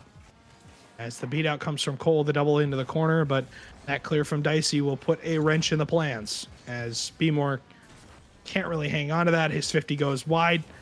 Olvi trying to keep the ball in field. As St. Cloud combines to clear the line. All of a sudden, the KC just looks so much more composed. And every touch of theirs is to a teammate as Rubik almost carries one over the entire Flyers team. He goes missing, and that proves costly. As Olvi's touch shut down again by Cole, but Cole stays with the ball. Dicey wasn't expecting it. Olvi wasn't expecting Dicey to just leave that. As Cole will get the first on the board for the Flyers, as they are 1 goal away from knotting us up, going to a game number 5. Yeah, that'll be really good for the schedule. Double is almost there, and shut down again. Flamethrower will clear. Yeah, that'd be great for scheduling for sure. As Kansas City need to find a way to win this one, they do win the 50. It is going to go over Flamethrower's head. He does not have any boost to hit the ball. B-More covers for him and gets a double, a good clear for St. Cloud. As Dicey will leave this one to himself for Wubik. The catch is there, but the shot is not great.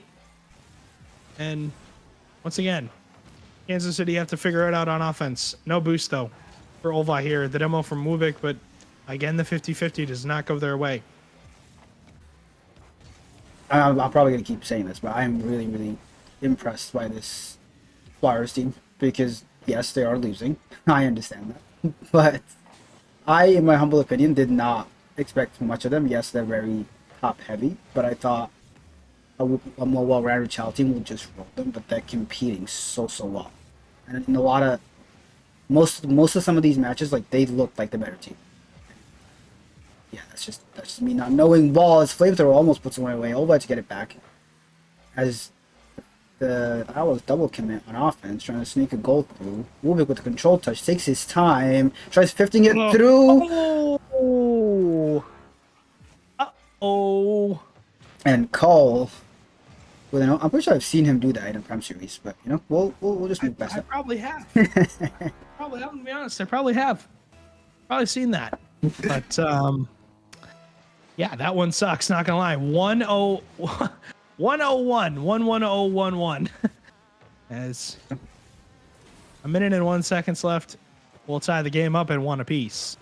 As Cole into the corner.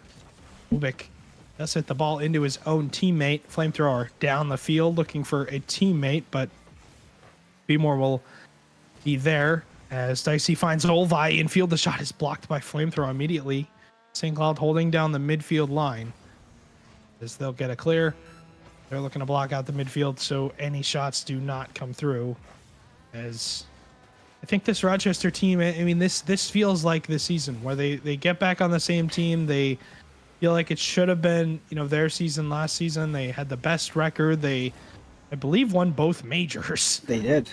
In season 9. So, I mean, it was their land to win. And at the end of the day, Mankato came in and took it from them. And even Chicago, you could say the Jungle, who made that grand final, they felt like they should have won as well. But either of those teams, neither of them, have the same roster. But at the same time, this Kansas City team put back together Bubek to end the series, the double in overtime, as that will end it. GG's all around as Bubek's first touch is perfect. Cole can't read that.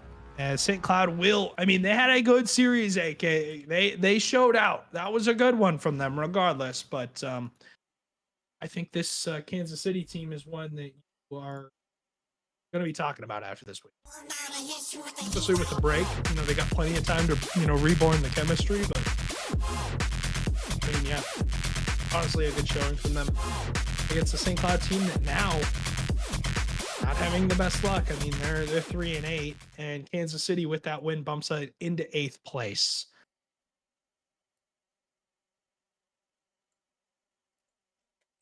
Scores coming yet? I haven't looked.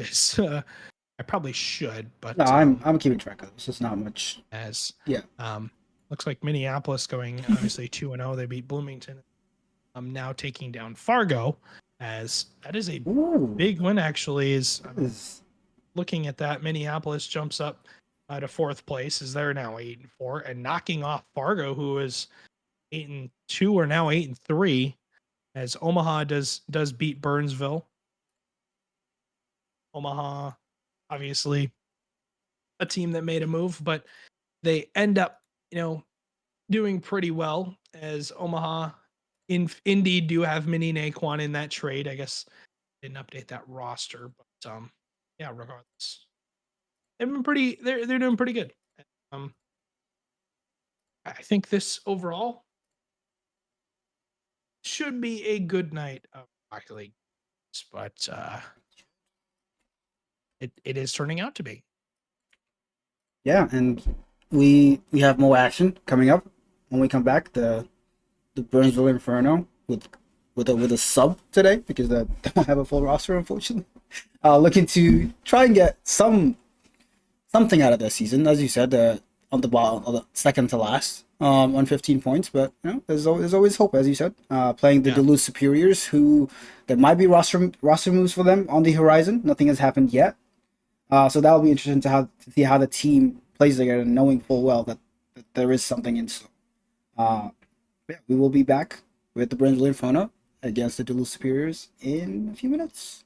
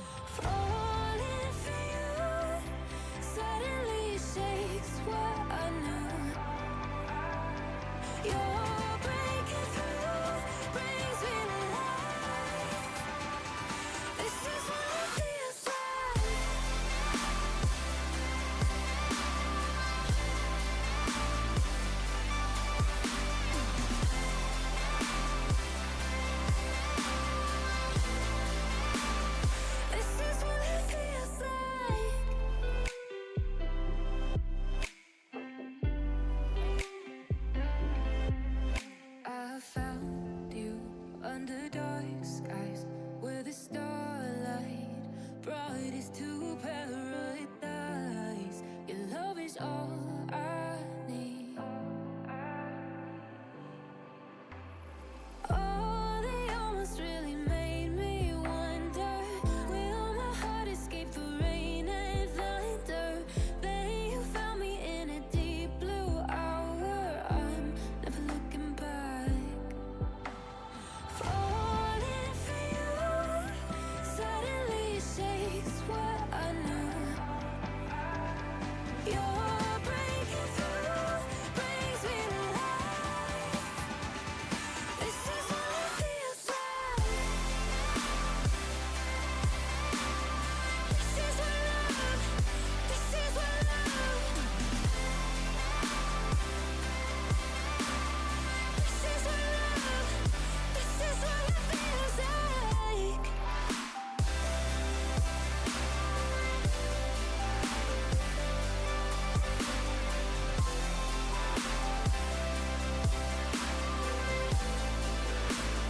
This is what it feels like.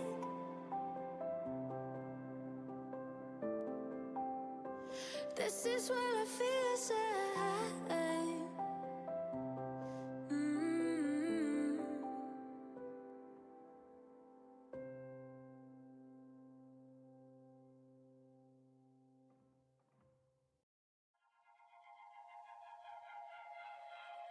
Came from a broken home. I've seen so many people go.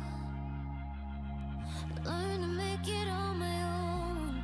It's easier for me to be alone. So how are you? Keep cutting through, claiming you're not like the other guys. And only if I could give you a chance, show me that you mean it. We'll feel some type of way.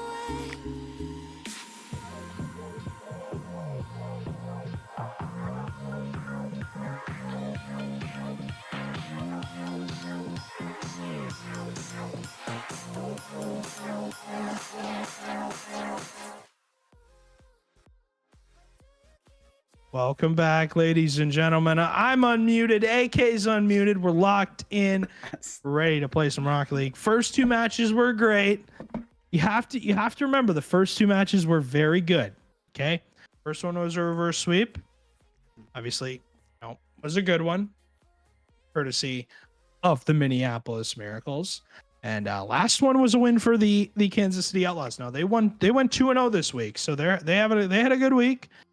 They've overall, done a pretty good job of getting back up in the standings, up to 8th now, but have to make their way up even higher. But we're not talking about them right now. Now we're talking about Burnsville and Duluth.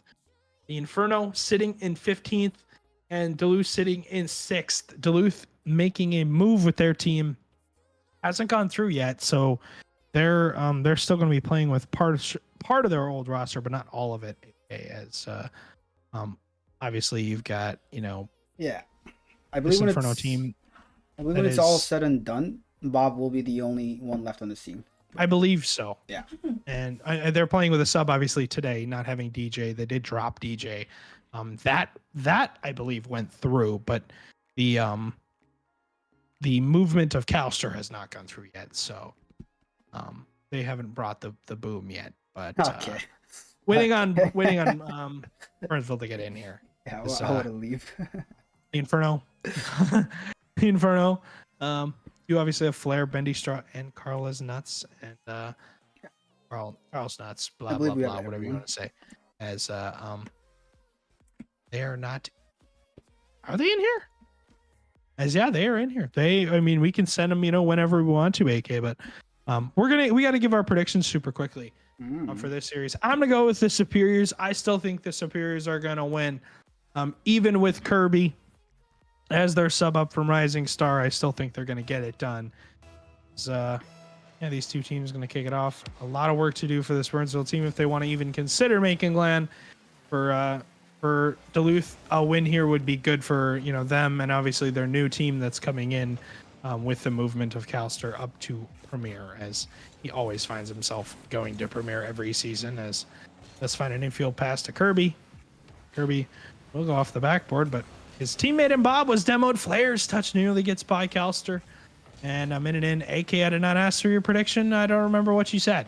You know, Stewie, like eventually, if I keep predicting underdogs, eventually one of them will come through. You're going Burnsville? I'm going. I have to back Carl. I have to back my boy Carl. Carl is You're nuts. going with the Carl is nuts, Masterclass. the Carl's nuts masterclass. Yes, I am. I don't think it's gonna happen. You know, I'm. We're on opposite sides here.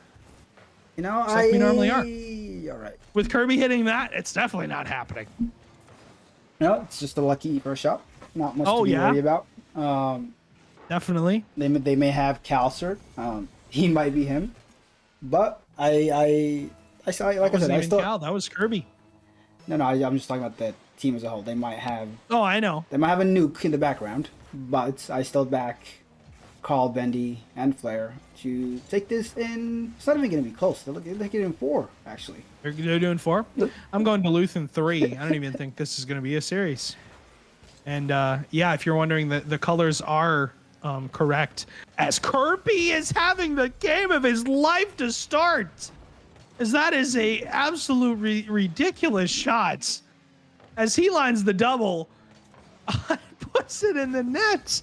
This guy's not real. This guy's in Rising Star. Get him in Chow. Get him in Chow. Get him in Premiere. Yeah. Pick him up, Cal. Bars, what are we doing? Let's make a move, buddy. As that was an insane play. And Kirby's having an insane game so far. Both goals for his team. We're about a minute and a half in. As Carl looking to bring Duluth back down to earth a little bit. Flick towards the net is missed by Bob. That one off the backboard. Bob has no boost to flip for it. Kirby, though, had a good save and back-to-back saves from Kirby as he'll keep his team in the game. And as a result, with the lead still. Yeah, but here comes the Inferno. Like, they've had some pressure over the past minute. Nothing has gone through yet, but pressure makes diamonds, and the entire Superior's team is low boost right now, except Bob the Huge Man, who will miss this ball. He does not miss. I might be a little hopeful more than I am, more than I have faith. Is that how you would describe your feeling today? Your prediction today? You're hopeful? I'm a hopeful AK. Yeah. You know, like, Challenger is interesting for me because I just have fun just looking at people, just guessing things, just, oh, I think this team will win. None of it matters because my team will just wins everything always. So it's just fun for me, you know? So I always predict the underdog. I got nothing to lose. Feels like you got a lot to lose there, because what if your team loses and then we can clown you? I mean, And it's like, you know, what happened? I mean, you wish, but it's just not gonna happen. I mean, your team is your franchise overall is actually third now, as Omaha has overtaken your franchise. Omaha's 8-3 now on the season, and you know, your 61 points is not looking too insurmountable there, buddy. Yeah, obviously your Premier and Challenger teams are having a good season, but you know, we can't all be good, AK. You know, So one team has to struggle, and unfortunately, the Rochester Rhythm Rising Star team is not having the greatest season. It's, you know, you did make your move, but I don't know how much it's gonna pay off. Then you're clowning Duluth for having a bad season. Look at them; they're playing with a sub and they're decimating. I haven't even said anything about Duluth having a bad season. Yeah, you did. You said they're bad this season. You did. Just like, Don't you lie to me? You know, you said it. You put the words out there for the world to hear. I may have made some roster moves, but so have you. Don't make me bring up St. Paul Prem. That's all I gotta say. Well, I don't need to, because we know we're struggling. It's like telling the guy who just dropped his drink at the movie theater that he dropped his drink. I think he knows. Like, he knows that he just dropped his drink because it's all over the floor and probably all over his pants or his shoes. You know, it's like walking up to him and saying, "Hey, you dropped your drink." I think he knows he dropped his drink. But it's one of those things you don't really want to utter. But minute left to go, and Duluth are up by 3. As a masterclass from them so far, a Kirby masterclass. He has really had a good game for his team so far. As maybe Flair gets 46 seconds left. All right, AK, I'm going to ask for your expert opinion because obviously you're a ball knower. But give me your percentage that Burnsville wins this game right now on a scale of 0 to 100%. What is your percentage? I think it's a strong 83%. I think 40% of it comes down to the vibes being down bad because Calster's about to leave them and they're about to fall down the standings. I don't know if we were... Another 43% is down to them just having Forza as a GM. That's just negative aura immediately. So I guess, yeah. Forza, are you going to take that? That's all. I mean, Forza does have negative aura. He doesn't even know what aura is. There you go. We agree on something. We're on to something there. But I mean, that's one thing I'm going to agree with you on. Yeah. Oh, yeah. You betcha. I mean, another thing we can agree on, Stewie, the last series we just watched, KC against St. Cloud. I'm just saying, the team that won the first match lost 3 in a row. You want to know something? I'm going to call that out right now. That is a LAN Grand Final preview. I'm going to say it right now. I don't even think your Rochester Rhythm make the Grand Finals. I don't think Burnt Midgey does. I don't think Omaha does. And shout out CT. I don't even think Minneapolis makes it. We'll make it. I'm just going to say it. I mean, that's not really like a hot take, Stu, unfortunately. That is... Yeah, well, what can you do? I mean, a lot of teams in Challenger, unfortunately, like, it's like that goal is just to make it. And that's all they're hoping we for, can't all be good, like, AK. Yeah, that's what I'm saying. It's like, I get it, I'm bad in Rising Star, but that doesn't change the fact that a lot of teams in Challenger, their whole hope is, oh, we'll make it one day. We'll make it. They're there to participate, not to win. That's all I'm saying. I'm not a starter. Point stands. I mean, it's participation award. Like, I know, AK, you've been campaigning for it for years, but we unfortunately can't give out participation trophies at LAN. They're only $1, and we want to make people feel like they actually worked for, the win. When you say AK, you've been campaigning, I thought you were going somewhere else with that. I'm glad you did. What? But what the meme that's going around of you counting and ballots? Carl's nuts. Oh, look at the celebration! All right. Changes the subject immediately. Yeah, I don't know if that's safe. I at first didn't even realize it was you, and then it's you, and now I know. Like, hey, I think you're counting ballots, AK. Good job. I think Carl is safe because Stu did not see what he just did, but he would have been instant banned from the league. That was Calster with his goal line save. Wait, what did he do? He might have mooned the camera. Oh, nice. Good job, Carl. Really, really well done. Nobody clip it, so I don't go back and watch it, please. No, and then don't ping me in general for it, please. No, he had sweatpants on, so it's fine. Okay, good. Good. Good to know. Thanks. Thank you for that useless piece of information. I'll be sure to write it down on our next, on my next scheduled meeting date. I'm guessing that's the first time. Than ever. I'm guessing that's the first time that has happened on stream. Just world record. You're just breaking records out here. You know what, AK? Yep. There's a lot of records that are made to be broken. Yeah. One of them is not that. And already, can Duluth get out of the half? Because clearly they Yeah, can't. moving They right gotta along. move on. Yeah, they gotta move on. Back to the game. I know, 1-0 advantage for Burnsville. This has been a little better game for them.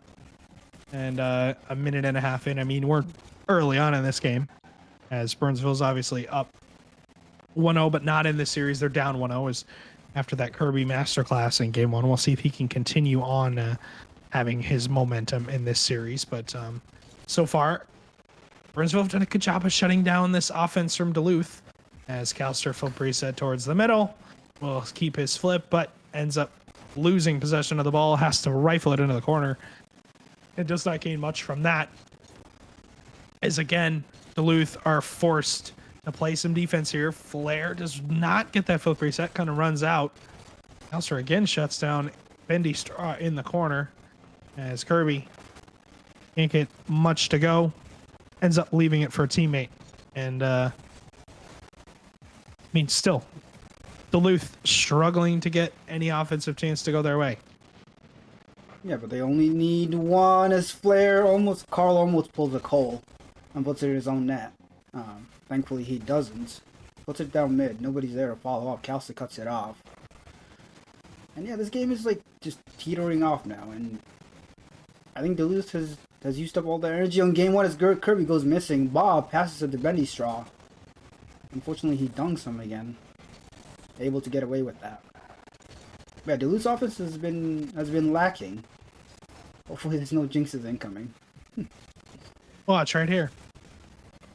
Oh, it's a good pass. Not the greatest shot though. Bendy Straw goes wide. Carl into the corner, looking for a bump on Bob, but doesn't make any contact. Bendy Straw will just pop it up in the middle of the field. Kirby though does cut it out. Sits behind the 50. Doesn't get much to go. And collection by the Inferno as they're trying to shut this game down and win it, but they have to, kill it off for about 90 seconds. As Duluth got a more than just one in that first game, so they're gonna have to keep him off the board entirely. As Cal into the corner, the double touch does go his way. The shot though is blocked by Carl. Kirby quickly up to the touch as Cal turns the wrong way, and as a result, is not ready for Bendy Straw. Smith Bendy Straw bumps him off the ball. Cal off the backboard. Where's the follow-up? Anyone home from the Superiors to take the shot, but nobody was willing and able to make that one work. And the There's Inferno 50 seconds to go, AK, and trying to tie this game with the Superiors. I mean, the Inferno just seems like they're just teasing them at this point. It's like, here, have some offense, do something, because you haven't all game. And this is what I like to see. Both teams have a sub, so I mean, they're roughly equal. But I mean, yeah, a team with Calcer, I mean, I expect them to be winning this like 20-0. I mean, maybe we're doing a little too much TFT. 20? Really? Oh, about 20 goals. I don't know if I've ever seen any team score 20. I mean, trying to think of quals from last year for LCS. No. That 50 goes in. Kirby will be the one to strike again, but it was Bob on the back line, does get the demo, and AK's hating this the entire time because his prediction is going down the drain like I thought it would. As I pre-jumped your prediction, buddy, and I predicted that you wouldn't even be close to your prediction while also picking the right prediction in my mind. As 10 seconds to go, Carl pops it up. Kirby will leave that for Cal, looking for the double off the sidewall, does make contact, and hold the phone, friends. This one's going to find its way down the field. Kirby into the corner. Carl has to read this, does make that touch. Caldo is there, but he'll kill it down on the ground. Wanted to keep it up, did not keep it up. Hit it to the side. It's going to hit the ground. No time to go. And game number 2 is in overtime, and a big game for the Inferno if they can win it. But if they end up dropping it, not going to be good for their mentality. And AK, your prediction is pretty much gone. And an 8.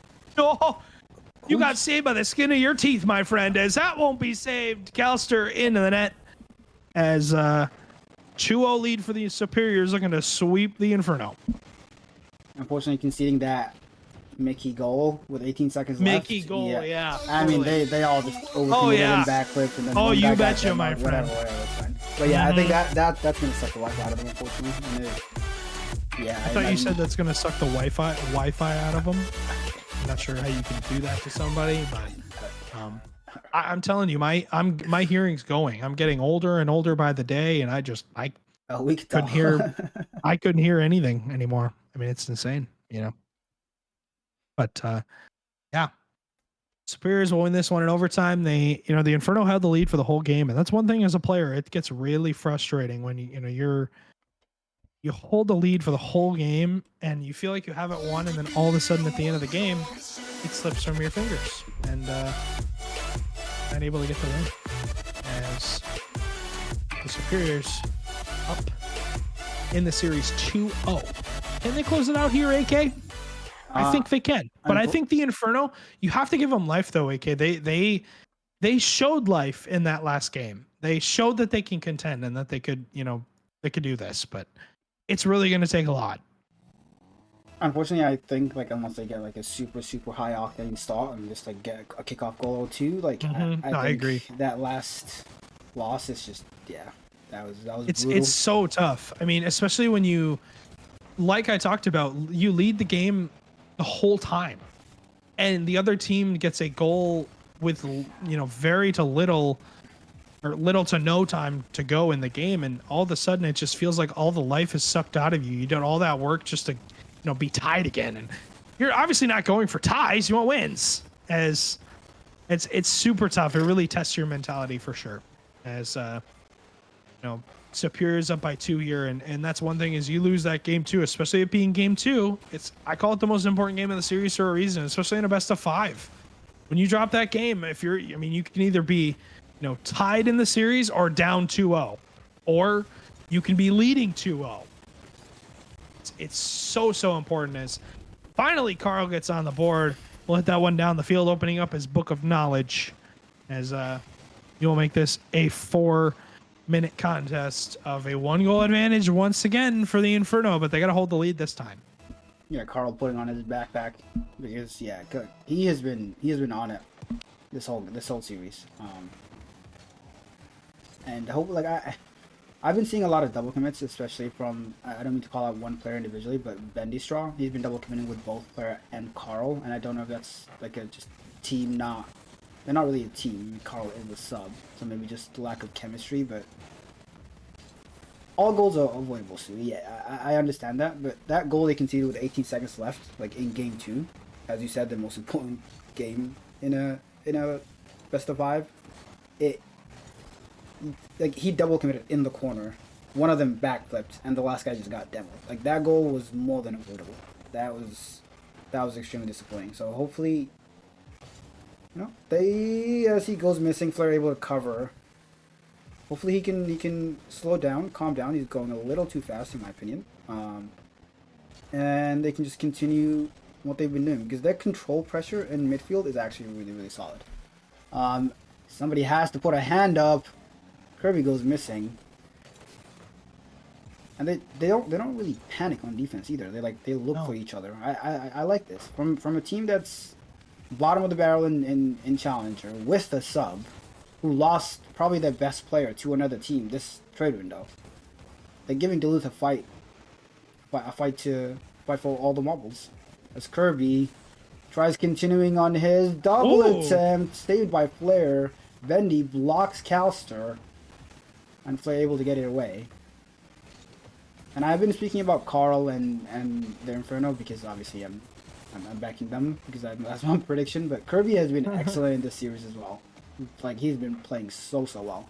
Lights out. I mean, as a sub and playing lights out Rocket League, that's all you can ask for out of your sub. But I think it's more on the fact that we have been just in this blue half for so long, and once Burnsville get one, it seems like they're turtling up and wanting to just hold down the line. As Calster's sidewall double attempt does not make contact. Bob off the backboard. Shut down again, as that's a counterattack chance again for the Inferno. If they can find a second, it would be huge for their chances. But you talk about the not calling out one individual player, but really Kirby has had a good series so far. It's been all over the field for his team. Bob's kind of been that player all season for Duluth, who I thought he would be the X factor, the one that has made the difference in a lot of the series, but has, I think to his standards, not had the season that he wanted. I don't know. Duluth is in the top 8. I'm not sure why they're making a move. Is that's a triple commit? Calster open net, and finally that's the straw that breaks the camel's back, as they will finally tie up the game. And Bob, I think, has changed his car. As this might be a mid-game car switch, as there it is. He's back in right at the end of the kickoff, and doesn't impact the kickoff at all. Calster's able to go for it, and we're back to Rocket League. No comments. Highly don't recommend you do that. Not gonna lie. Not the greatest idea in the world, but at the same time, if it works, it works, my friend. Yeah, if it works, it works. Another double commit almost sneaks in, and again, they've been leading for this whole match pretty much up until the last second, and now the pressure they've been under all game is starting to show. But they're still tied. They're still not out of it. As Carl dunks Calster, nobody able to put it away. The two back are both low boost. Calster trying to follow this up. Flair hits into his own corner, and as the seconds tick by, like every time Duluth get an equalizer, it just looks like they'll get the next one. And it's just, the life. Just you can see the life being sucked out of the Inferno. I mean, you think of like double commit.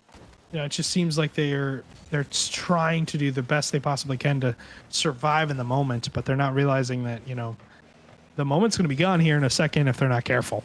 As you've got 10 seconds now, this one likely going to go to overtime, and I mean, if this Inferno team wants to have a chance, they gotta get it done at OT. But Duluth has had their number the whole time. Calster in field as Kirby wasn't ready for it. Bob though was not as well, and the Inferno have a little bit of life here.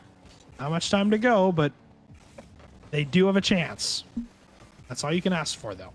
In this overtime is right off the bat, we're in this blue zone, and can the Inferno get out? That's the biggest thing. As Carl finds the touch off the backboard, Bob does lose possession of it in for a corner, and another double coming from Bendy. Straw Kirby's touch goes off the backboard. Double from Bob, and Cal will lead into Bob looking for a double, but not going to happen as Duluth are all bunched up on this sidewall, and as a result, Kirby's going to have to work his way out and does exactly that. Is no idea what Duluth was doing there, but they're able to get out of it unscathed. Bendy Straw to Carl.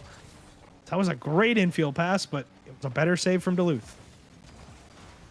Yes, dude, and if Carl was a big part of all these double commits, then yeah, chemistry. They haven't played together with an excellent demo by Flair. That was the Inferno net was open there. That demo saved them as Flair able to get this away. But most of the double commits are Flair and Bendy Straw. Like I'm just curious what the comms are like as Kirby is last. Flair able to put it away, and they take game 3. They will not get swept today. Yeah, Kirby didn't realize he was last. 50 is won by Carl. Flair open net, and we're going to go to a game 4. As Burnsville will not be swept, as they will get 1 on 4 here. That'll help their game differential just a little bit, but not by much. It's only going to give them 1, but going to game 4, I don't know if they have a chance of opening the series up and going to a game 5, but it would be fairly interesting if they even do. I don't know. They have to get started though quick, like you were talking about. Yeah, I mean, I don't see why not. They've shown they can hold the lead for long parts of a series. Now they just need to show that they can, and they just did. They can ice up at the very end, and they just do that a couple more times. I don't see why not. Yeah. And like worst comes to worst, like losing to this Duluth team, playing them as close as you are is nothing to scoff at, and they should be proud of how they're playing. Yeah, no, they're doing a pretty good job. Obviously, Duluth is sitting in 6th right now and in a pretty good spot, 7-4 on the season. And despite them changing up their roster, I still think they're going to probably bring in some good talent with the end of the trade window coming. But I think that this is you're contending with a team that is in the top 8. That's what you want to see, even with a sub. I mean, contending with the top 8 teams is what you want to do. And you want to be playing those teams that are ahead of you. When you're lower down the field, you want to be contending with them. If you can beat them, that's great. If you're not beating them, then you need to figure something out. But if you're contending with them, that's where in the major, all the chains are off. I mean, it's best of 7s. It's a different environment entirely. It turns into a tournament environment where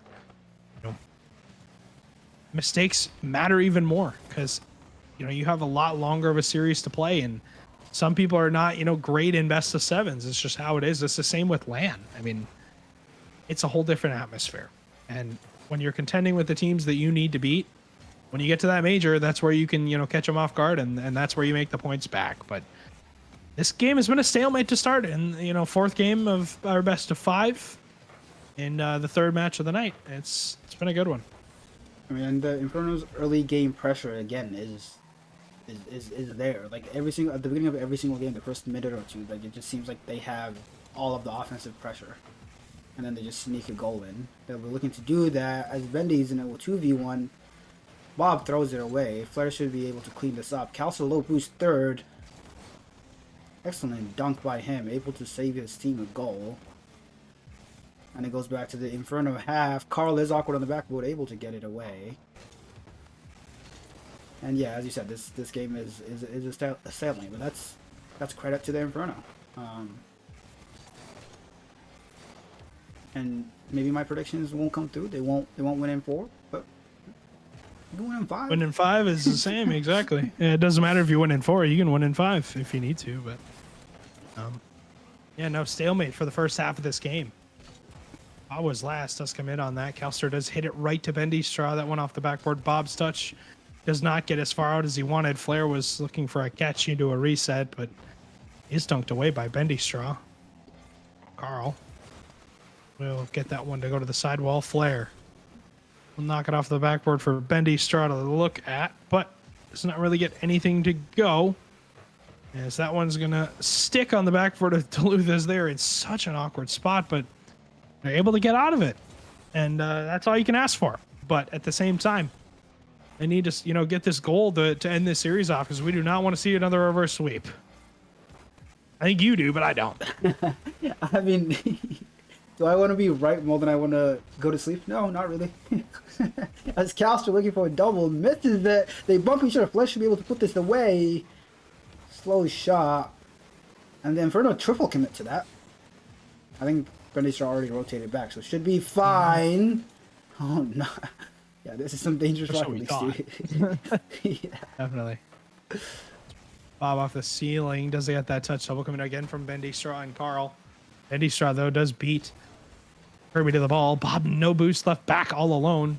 He'll hit it to the corner where Cal is, but Cal stuck the corner boost and doesn't get beat to the ball. And as a result, leaves his two teammates back with nothing really in the tank. Kirby, with that form run, pops it up for Cal. Shut down again by Carl, who is able to pre-jump that and get something going there as his team looks to get on offense, but as a result, they haven't found anything just yet. Neither team has found anything. This is what Burnsville really needs, a stalemate. This is how you're not down by a goal just yet, but you're not up either. So, a tie is a tie. And in this scenario, Burnsville needs a tie to force that overtime and get to that, sudden death as Cal towards net finally breaks through this line of the Inferno as he will get that one on the board and give his team the opportunity to win this series. I think the Inferno have had enough offensive pressure this match to squeeze the goal in. They've just been throwing it at the the shot, the final pass. They've just been making the wrong calls, and they'll be. I don't know if they'll choose to review this game, or maybe they'll just chalk it off because it's a sub game. But again, as I said, they should be proud of how they played. As this game takes down another very, very close game. I think game one was 3-1, but except that all the other ones were like OT, and then this one a last second goal in the last 20 seconds. Like that is an excellent showing from them. And yeah, it's been difficult for sure for this this Inferno team this season. If they lose this, now dropping to 3-9 and not having the best season, as that one is still up. As Flair will keep it up just for now. Bendy Straw and him are trying to stay on the ball. Duluth will end up winning this one in 4. As Cal in his last game with this Duluth team, as he was able to get this win for them, but likely going to be moving to a different franchise after this, but still a big win for them. They're able to move up.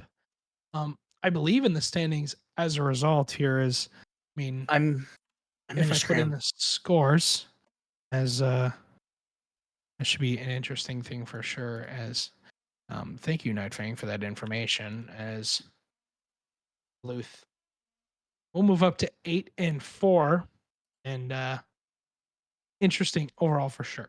As they are up to 3rd seed now. But yeah, that was Nightfang. That was something. I heard. I got scared. That was Nightfang. That was Nightfang. He said, "I'm in a scrim." Thank you, Nightfang, for that information. As Bloomington is able to take down the Senators in 5, and Des Moines did drop to the Flyers 3-0. Des Moines is the 7th team. St. Cloud did 3, so that helps St. Cloud for sure. But the Senators losing to the Maulers in 5. But St. Cloud with a big win over Des Moines, is that's a top 8 team that they just swept and allowed St. Cloud to move up to 11th place. But tough season overall for the Inferno. But yeah, overall it was good games for sure. And we're still working out the details on major number 2. Been talking to multiple people on that on determining how things are going for sure. But yeah, it was a good third series. It was a good overall, just good games in general. And this last one is going to be a really going to be a good one. Brainerd obviously the 12 seed, and Fargo the 6 seed. It's another matchup of teams that made moves, and Brainerd a team that I think is not a 12 seed on paper by any means, but this Fargo team, one that was put together with a win in mind, and we'll see what ends up happening with them. But yeah, AK, I mean, might as well plug land info. As gonna yeah, I say. mean, taking a jersey bundle on the top, that top QR code for jersey only at the bottom one. Last day was the 19th, but we did extend the link through the weekend. So you are able to get a jersey through the weekend. It ends on Sunday. So if you're wanting to get your jersey at land, that is your opportunity to get a bundle, and it's a good way to save money. AK, there's another graphic too, as that all leads up to obviously that final land, the 10th installment of MCS, as February 15th and the 16th. Obviously, you see pictures from the last one. It was an absolute blast. As yeah, it was great Rocket League, and I'm excited to see what ends up happening. Coming up this season, AK, because it's in. It's man, is it coming up fast? Middle of February, the 15th and 16th, and obviously that link is the same as the other ones. But yeah, coming up next when we return, Fargo and Brainerd. AK, you can hit us with a little music if you want to. As yeah, should be a good one. I'm excited to see what happens as these two teams are going to clash. We'll see after the break.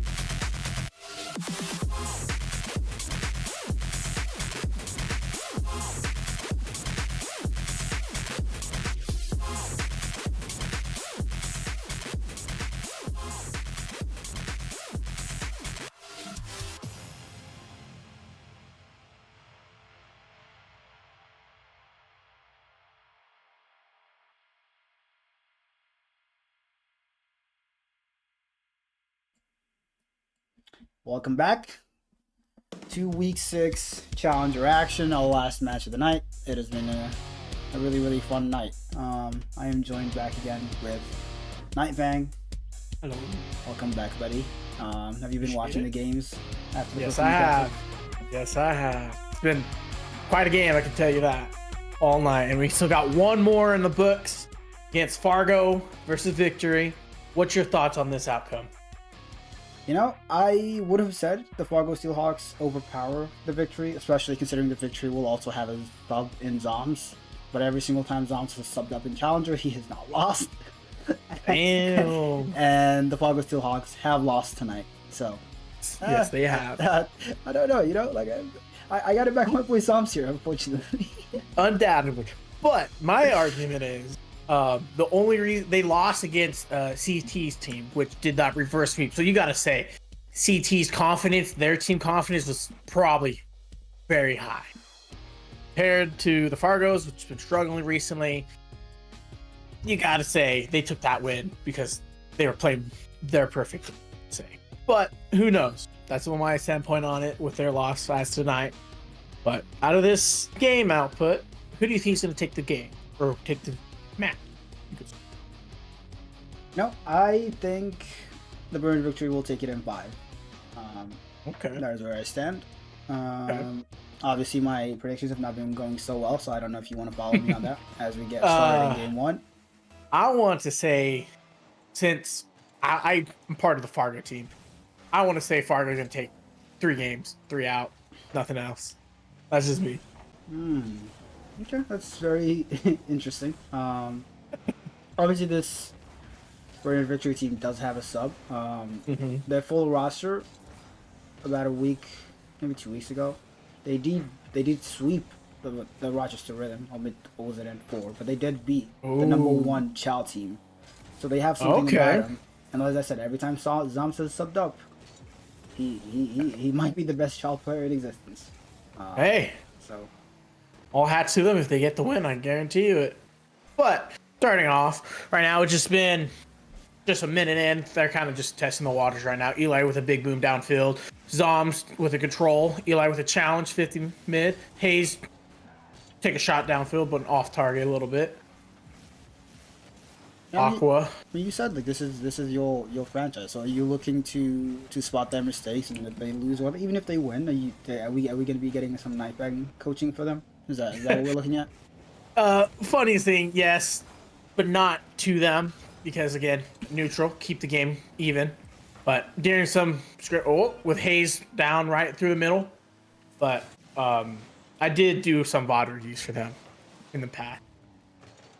Again, yeah. With this current iteration of the roster or the previous versions? The previous one. So this one, I was actually watching the game they lost. So if they fix their mistakes, hopefully it goes pretty solid. But who knows what they're gonna perform out here tonight. Interesting. I think on paper this Steelhawks team was supposed to be one of the best in Chow. But obviously losing in 4 to a team that's barely top 6 will put that in perspective and have you doubting if they are who you think they are. Yep. But yeah, they're definitely the favorites for this. As they do have the lead. But I think like it's interesting as Has and Eli both fake on the goal line. Interesting strats. I'm just a rising star player. I would not understand, I guess. A little risky, but I guess since the victory ain't punishing on their mistakes, I guess they just get away with it. I guess so. I don't know why either. But Aqua with the touch, Eli with 50 mid, Hayes going up for the challenge, B dot with the challenge, unfortunately missed. Aqua with the miss, Eli with the recovery, the one with the solo play, Blue with the challenge, unfortunately stopped by Eli. With a double commit there coming out of Fargo. Now B dot with the pass for Flu with a double tap, unfortunately missed. With a shot potential by Zombs, unfortunately was off by the post. And already I can tell this Brave Victory team does have good comms as Fluke beats one. Zombs unable to follow up a good touch by Has on the goal line. As the Steelhawks are low boost right now. But I can definitely tell the comms are on point. Because Fluke had an opportunity to go for a double. He realized his angle on the shot was not good as Zombs, unfortunately, low boost, wrong footed, unable to recover as Has puts the shot behind him. I guess they gave him a little more respect on the shot placement instead of just aiming straight at him on that one. Yeah. And so far this game, it's been pretty... I think the Steelhawks definitely deserve their lead, but there's not been much in the face of offense. It's just been openings like that the Steelhawks have been taking advantage of. Yep.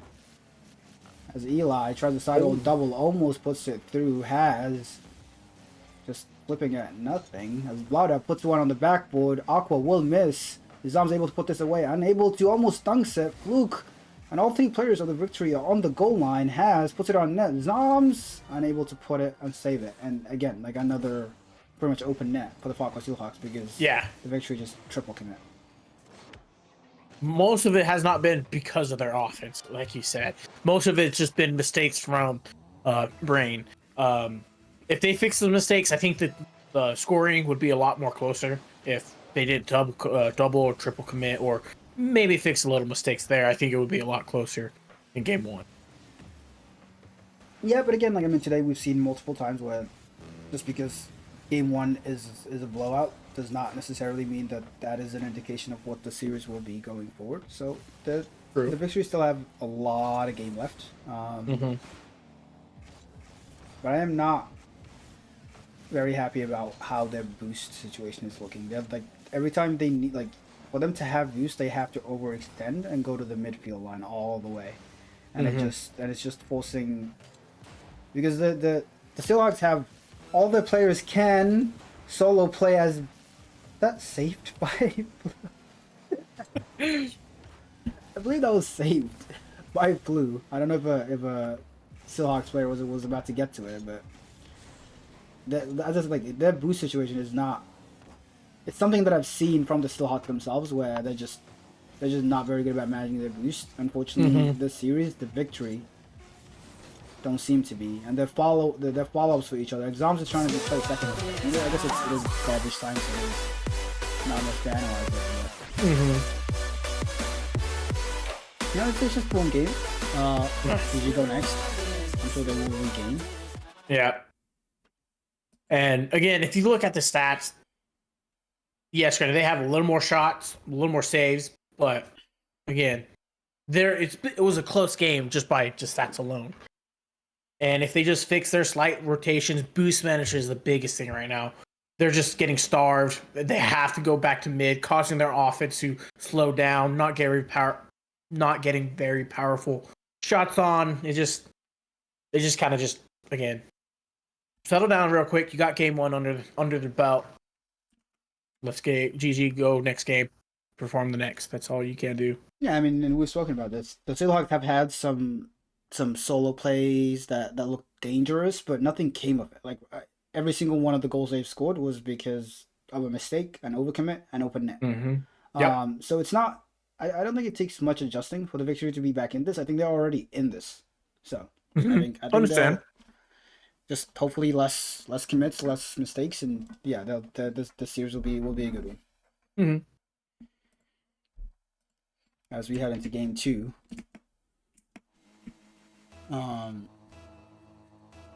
What are you expecting from your franchise's child team? Obviously they made a move to as Bloodad immediately kickoff goal. Fluke just puts it to the sidewall. Okay. What they couldn't do in game 1, they did in a matter of 5 seconds right off the kickoff. I am not gonna read out Bloodad's side. Well, I do see some F's in the chat already. But what I'm thinking is if they work as a team, not double commit, maintain their boost, because again, like you said, the biggest thing that the Steelhawks are having trouble with just in this season was boost management. So if they able to kind of maintain it, down with a big dunk downfield, unfortunately off a crossbar. But if they maintain that, I think they'd be able to take at least another game off or stay in this game and not get a lose game number 2. I think the victory got really lucky. Like that has dunk not going in the net, and they need to take advantage of that luck and just slow down. They don't all need to be flipping forward at the same time as Zombs able to keep his cool. Blada should have taken that boost from Eli. Yeah. I think he just slowed down because as Zombs puts it to the top corner of the goal, just bounces it mid, and Fluke is ready for it. Again, Zombs is the super sub. That is true. it is, and he had no boost here. Took his time, played it perfectly in case he got challenged or not. Took on target and passed mid. Eli with the challenge. Hayes awkward down shot with the bump. Flu's trying to take it downfield, controlling. Stopped by Hayes. Hayes going downfield for a pass. No Steelhawks there to follow up. Aqua going down with the control. Stopped by Zombs again. Hayes with the challenge. Right now, it just looks like they're just trying to figure out what they can do with Steelhawks. With everything they're trying to do on offense, just getting stopped by Victory right now. Nothing they're trying to do was working, unfortunately. Right when I start talking, he's scared to go. I mean, I might be oversimplifying it, but the Steelhawks' offense is just a lot of just solo plays. And nobody putting a hand up from the Victory side is just causing them a lot of problems. That, and then there's a lot of hesitation on defense, which is causing the nobody putting a hand up as they almost get a kick out goal. Eli going for a bump, misses it, and now 2 has dunk just completely stops me from speaking because I was about to say like the low boost on the back end. Mm-hmm. Ooh, Eli with almost the own goal right there. And I do got to agree with you there that their play style is mainly a solo play. If they just take their time just a little bit, I think, and let your second man reset, you might have a more powerful offense for a passing play. With B-Dot going with a huge dunk, Hayes trying to control it downfield. Got that 50. Another double commit coming out of the Fargo Steelhawks. Aqua with the ball control. Yeah, I mean the Steelhawks' double commits don't surprise me. That's just their high octane, just high energy, just ultra ball chase mode play style. Like that will always happen. Oh. And I think that was Fluke. Yeah, I don't think he realized he was last. The other 2 had not rotated behind him, and he just went for a touch that was just not advisable. 2-2-2-2-2-2. Yep, with the clock hitting 2-2-2. But again, you got to say, Hayes just read that play completely out of that book. Blue with a downfield pass, beat out with a shot, blocked by Eli. Hayes going down with Hayes didn't even challenge, leaving this right open for mid for Flu. Take a shot downfield, making the goal was Zombs. Again, the super sub. Making those plays, coming from Rising Star, being a very impactful player in the child team. Some excellent signs coming out from the players. And yeah, the Victory take back the lead. Although I will say, like, some of the plays that make on that first man. Like first man is upfield, second man touches the ball up and has going for a solo play. Fluke should have this, but instead of this first man like getting a bump or something, like when they have boost, they just sit there looking for a redirect, and I don't. Doing that every once in a while is fine, but I think there's a lot more opportunity to bump the Steelhawks team. There's so much opportunity to bump the Steelhawks team. Since they're a solo play, you know exactly either they're gonna go in the air or go on the ground. And if you just bump the first man, it's your ball. You have full control over the ball again. And because it's a solo play style, second and third mans are too far to even help with the bump or anything. So Yeah. I think for the bumps to come out of the victory, like it would have to be from Zoms because the other two just don't seem like the demo players, which is fine. But for Zoms to be able to get confidence going for demos, going for dunks like that, the other two have to be behind him.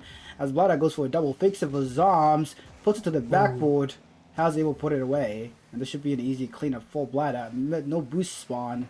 Has puts it on net, easy save. Aqua trying to keep the ball in field. Eli with the boost control, ball control, acing a shot downfield. They're trying to, with the time ticking down, they're just trying to find a crack in the Victory's defense, but Victory's defense is standing tall right now. Right now they're about to have a... Ooh. Zoms with the counter attack, adding more pressure. Yeah, and the clock is ticking down, and hopefully it stays this way. If you're still Hawk fan, as Aqua's low boost puts it to the backboard, Blada should have a touch. Just wasting more time on the clock puts it down. This should be over. Oh, but it is still up. It's still up. There's no way, right? It's just not possible. Yeah, you're not that bad. But and again, the Steelhawks had shots on target. Just their second and third man is there to never to follow. They're always playing that solo play style, which again it could work. But with Victory's defense standing tall, you ain't ever gonna be able to score if they just never double commit. The solo play style is for cause teams to double commit on defense, and Victory's just been solid on it. Haven't done it. I don't remember if I predicted Victory to win in 4 or 5, but like I still see so many mistakes in that gameplay that like even though they won that series, I'm even less confident of a win. Because like even towards the end, like the last 10 seconds, I don't want to say they were trying to throw, but they were trying to throw. So hopefully they can realize what they're doing wrong and they can regain. Their possession off kickoffs was like actually really, really good this game though. Like it was excellent. Yeah. Go ahead. I gotta agree with you there. Oh no, I was just gonna say I completely agree with you there. Yeah, as we head into game 3, somebody takes this match, they take the control of the series. You want it to be you. You don't want to lose to a triple commit open net. You don't want to lose to nothing. You want to give it your all as Eli almost gets it to Aqua. Blada puts it on net. Has it just pops it up. That might be in the net. Oh. Where's the follow from the Victory? I feel like a player should have been diving on that on the goal line. I guess they just suspected it was going to be an own goal, but Aqua with a save that he put the shot on target. Hayes going downfield with the challenge. Trying to get it past mid. Unfortunately, he left it for Aqua. Eli with the touch. No booze. Going for a bump. Hayes, unfortunate. How fast was that? That ball flew. It did. With plays like that, you can't just miss open goals like that. If you guys want to stay a chance to trying to come back for a reverse sweep. Yeah, but again, like from the Victory POV, like we're back to giving too much time to the Steelhawks as that one goes perilously by. Aqua now seems like he's playing a deeper third because he's realizing they're also triple committing a lot.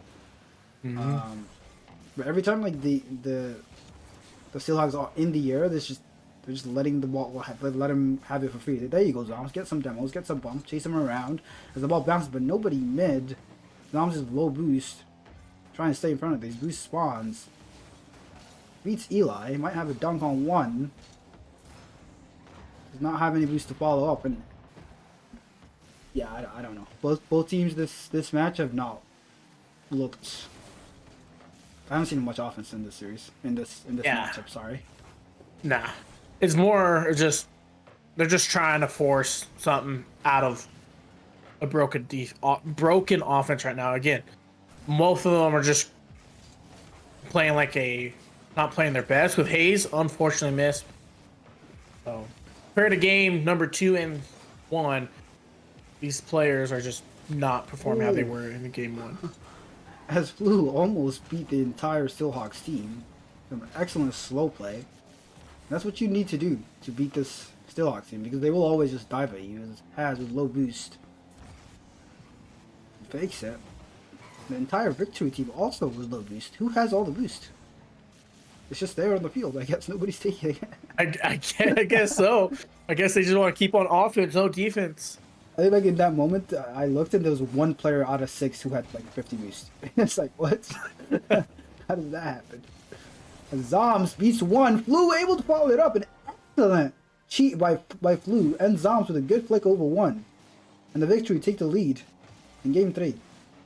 Again, just like you said, if you take your time, slow play, forcing them to come out, they just dive at anything. And forcing a goal, going to the victory. Yeah, and you know, like I'm not wishing ill on somebody as Eli. Again, the solo plays come out. The Victory take way too long to force something. He gets way too close to the goal line, and Zom's last back can't react to the ball around his teammates. But that's the danger you have when you have a player like Eli. When you have any player on the Steelhawks, like you giving him as much time as the Victory are, that you run this risk. That is on you. Like, it might be an amazing shot by Eli, but you allow that to happen. Yep. Because all play styles they play is like a solo plays only. They're very mechanical. They can do anything if you just give them time. And if you do give them time, that's on you. And you got to recognize that, hey, someone just got to get the hand up, get in their way, do something. With B-Dot passing downfield with that demo coming through, causing second man not to be there for the shot potential. Blue still on the ball, looking for a pass downfield. Aqua there, stopping the cut off. B-Dot, again, just staying on offense, causing pressure, not letting the Steelhawks continue their offense at all. You know, I really like your names. I can't lie. B-Dot, Hayes, that's blot out, almost put one on net. Blue passes it back to Zoms, who was not ready for the pass back. Should have a shot in. Ooh. Eli able to recover in time. Zoms took too long to shoot. Fluke will fake this for blot out. Triple commit, or double, I should say. Eli is still back. Zoms with low boost. Gets a good force for Flu. One up. Flu able to get it over him. Has one more touch. Should be an open net. Oh. And Zoms will not want to watch that back. They had a perfect pass, beat the third defender. Unfortunately, Zom just panicked right there, just took it off target. Yeah, but that's good though. Like, this game has been a lot better from the Victory in terms of just giving away a lot of opportunities. They're still giving away a decent amount of solo play opportunities, but the second man cheats on their offensive plays has been really good. As I say that, you just see it in full display as this ball touches the ground. And who's taking this game and the series lead? If they give Steelhawks any time, just a couple seconds, they might be able to take it. But with the Seahawks double committing like that, causing a open shot just from mid-goal, from midway, it looks like the Victory might have a higher chance. And that demo coming through, beat out with the turn, and with the goal. He's able to recover. I was nervous for him. He looked super awkward from the angle we were watching. was He able to did. recover in time and put that away. Thought he'd pass it mid for Zoms, but well done. And a double commit by Eli and Aqua allowed that to happen. And this is just a series of double commits. So if you're the victory, you don't care. Just one more game, and you take it home. And as you can look at the stats coming through, saves after saves after saves. Only 4 shots compared to their 8 shots. Still, Hawks, where's your offense? You're a solo play. Yes, granted. Either you got to change something up. If you're going to keep following this play style, you're going to lose. But with victory adapting at that end, they just, yeah, Eli got one good shot. Woohoo. Yeah, Well, one good shot.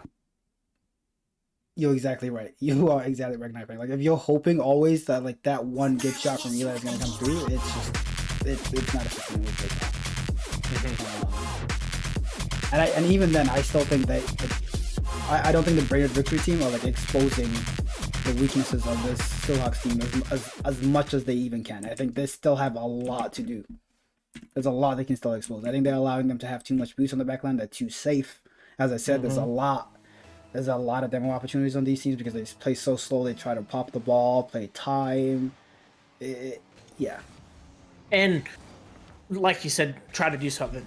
Again, when they're rotating through, they could get the demos, but they never looked for them. They're always like, oh, solo play. I got to be it. Solo play. I got to be the solo play. It's never like, okay, I need to make a way for my team so we can have a more offensive play style.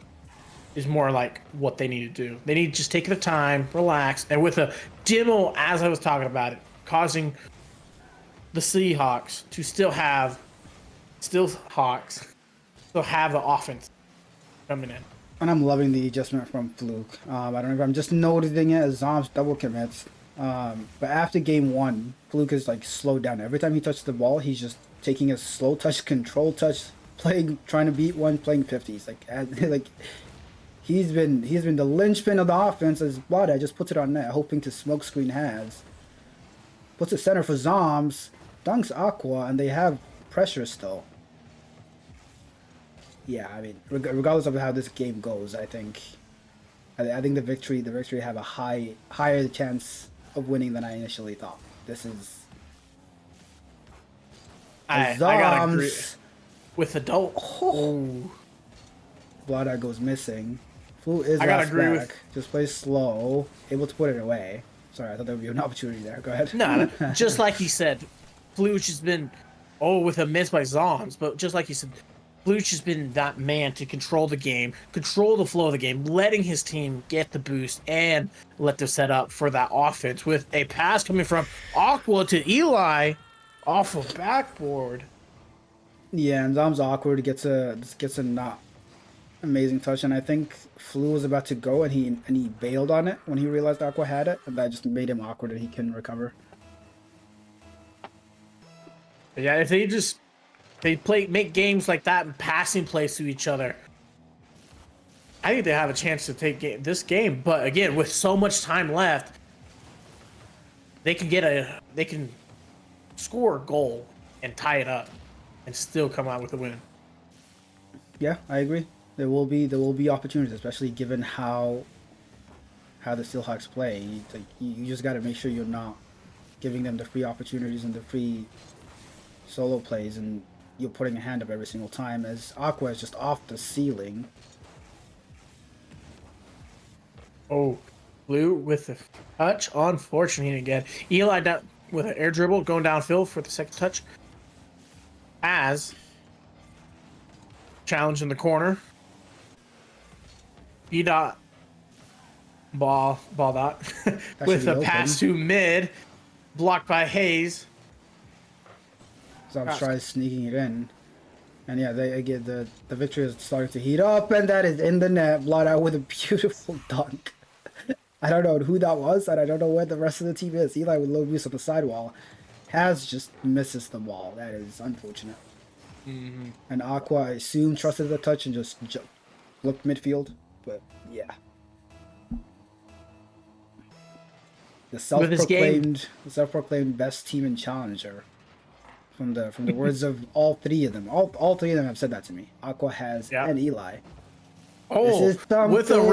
return. Maybe I should. Aqua. Maybe I shouldn't speak until after they lose. You know, like maybe I. Aqua just giving back the same medicine they did for their first goal. But now let's see if Steelhawks can keep this lead again. But knowing them, they might do a double commit or something. Oh, Yeah, no one follow up with that. All right. that was interesting. Aqua with the follow, taking it back corner. Did not grab that big boost, taking his time. Again, Send he- one he person wants- up. Challenge, go. Someone just go. Yeah.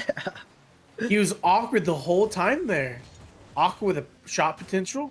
Like even if he Unfortunately, beats you, like couldn't you have two teammates behind you, so it's fine. Yeah. Just force them out. Like why are we just letting them have it for Ooh. free? As blood out with another dunk. The game of dunks. It's just dunk after dunk after dunk. He just stays in front of the ball, waits for Has to hit it into him. And yeah, Has will be disappointed with that. All last 3 goals been dunks. Yeah, in this game, the longer it goes, the more nervous Steelhawks will be getting because they know that they're the overwhelming favorites in this matchup, especially when you consider the fact that the Victory have a sub, and for them to be playing not just this close but potentially losing, yeah, you know it will start to weigh on them. As Wada Yep. passes it to Flu, gets a 50. Zoms has time, plays the boost, plays it past mid. Another solo play attempt. Wada is immediately up. I love that from him. That is what you need. That is open. And Zoms will not miss that one. And that is what happens when you insta-chow a solo play. Your teammates will be ready for whatever happens next. Oh boy. And Zoms, he may have missed an open net earlier, but when it matters most, in the final game to close out the series, he is ready. And now they just need 40 seconds to just stay locked in, But and again, they take this home. with these misses coming out of That Eli? That was Eli. that was Eli coming out of Fargo. Oh God. It does not look good for them right now. Oh no, like unless, this, bro. unless That is. all day just completely misses the touch here. Aqua just Ball slowly. Sorry. It's blood out. Yeah, I don't. Balled that. I think if the Victory have their normal player in that situation and not Zoms, I think Rage calls off. I can't even finish my thought because Yeah. hello, Aqua. Aqua just panicked. But I was gonna say like the goal they just conceded for the equalizer, just real quickly, like Zoms should have taken that ball off Bladat. But Zoms backed off for Bladat because you know Bladat is a child player, this is his team, blah blah blah. As Zoms with another open kickoff goal. And that is it. As Has likely gonna smacks be his game. desk. Yeah. Eli contemplating life right now. He's like, He's shaking his head. The entire team is getting dropped tonight. It's over. It's over. who's gonna crash out tonight in the Steelhawks? But even then, just Victory playing a phenomenal game for controlling the game, flow, forcing them to make the solo plays, having them. Eli's going bald. He's crazy. He's going crazy.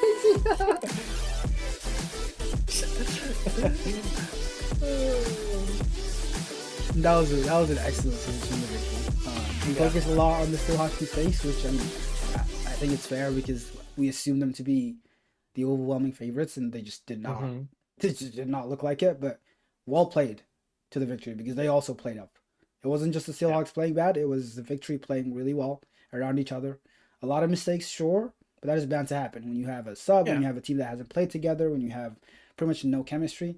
That is bound to happen, and to overcome that and take this in 4, that was an excellent series for them. And again, by looking at stats, they with their sub, they still have those passing plays to each other during the whole game. Again, followed up. Yes, granted, like you said, there is going to be mistakes because there is their sub. But even then, they stand tall and offense was on point, defense was on point. Yes, granted, some of it wasn't perfect, but if you can have a sub fill in like that and still perform and playing one of the good teams on Chow, you just be able to just continue winning like this. Yeah, I agree. And there's a lot to dissect for them. There's a lot to dissect for them. As we wrap up, that was our last match of the night. As we take a look at, give me a moment.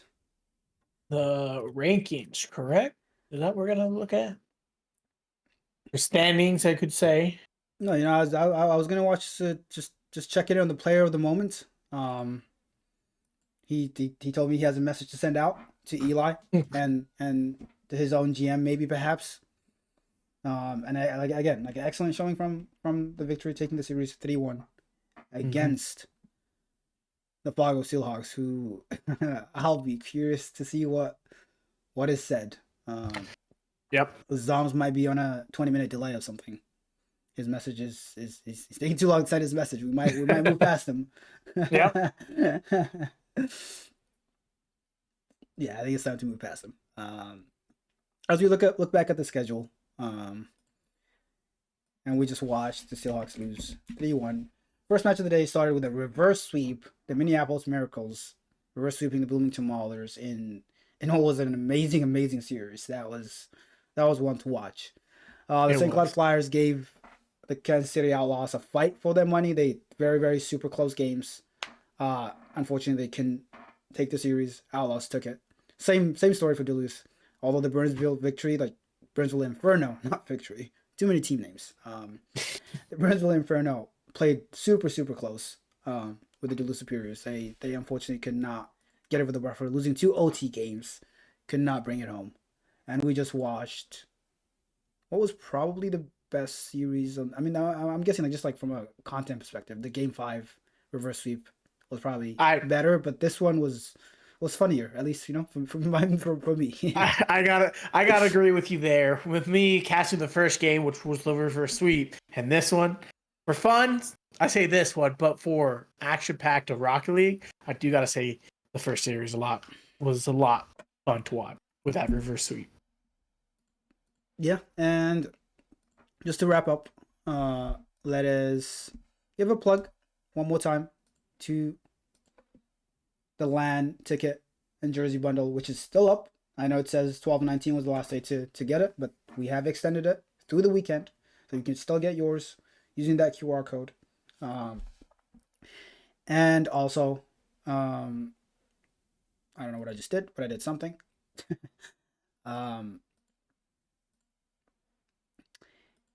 And you can also get just tickets by themselves with that QR code. LAN is the 15th to the 16th of February, coming up fast, as Stewie said earlier. Season 10. I mean, I may have not been here a long time. I may have been here for a couple seasons, but it feels like I've been here the whole time. And I'll bring it back to us, Nightfang. How was this your first time casting on MCS? This is actually my second time. I did a Rising Star one yesterday. Ooh. This is my second one for Chow. So, wow, but not too bad. Enjoyed it. A lot of fun. I'm glad you did. I mean, thank you for joining me again. That I really appreciated your insight. As good of a player as you are, although you are a Rising Star player at heart, as we always talk about. I know. I'm trying to get a spot in on the Chow team, but no Chow team wants me right now, unfortunately. Yeah, we will wrap up the night here. Thank you all to the players who played, to all the competitors, to all the people watching. That was some Challenger action, and we will be back. We may be back tomorrow for some Premier action. Some things need to be figured out in the background, but I'm sure we will send that information out as soon as we know. But again, thank you. Enjoyed my night. You got a goodbye message for us, Nightfang? Appreciate watching. Hope you guys enjoyed the casting. Have a good night. Have a good night.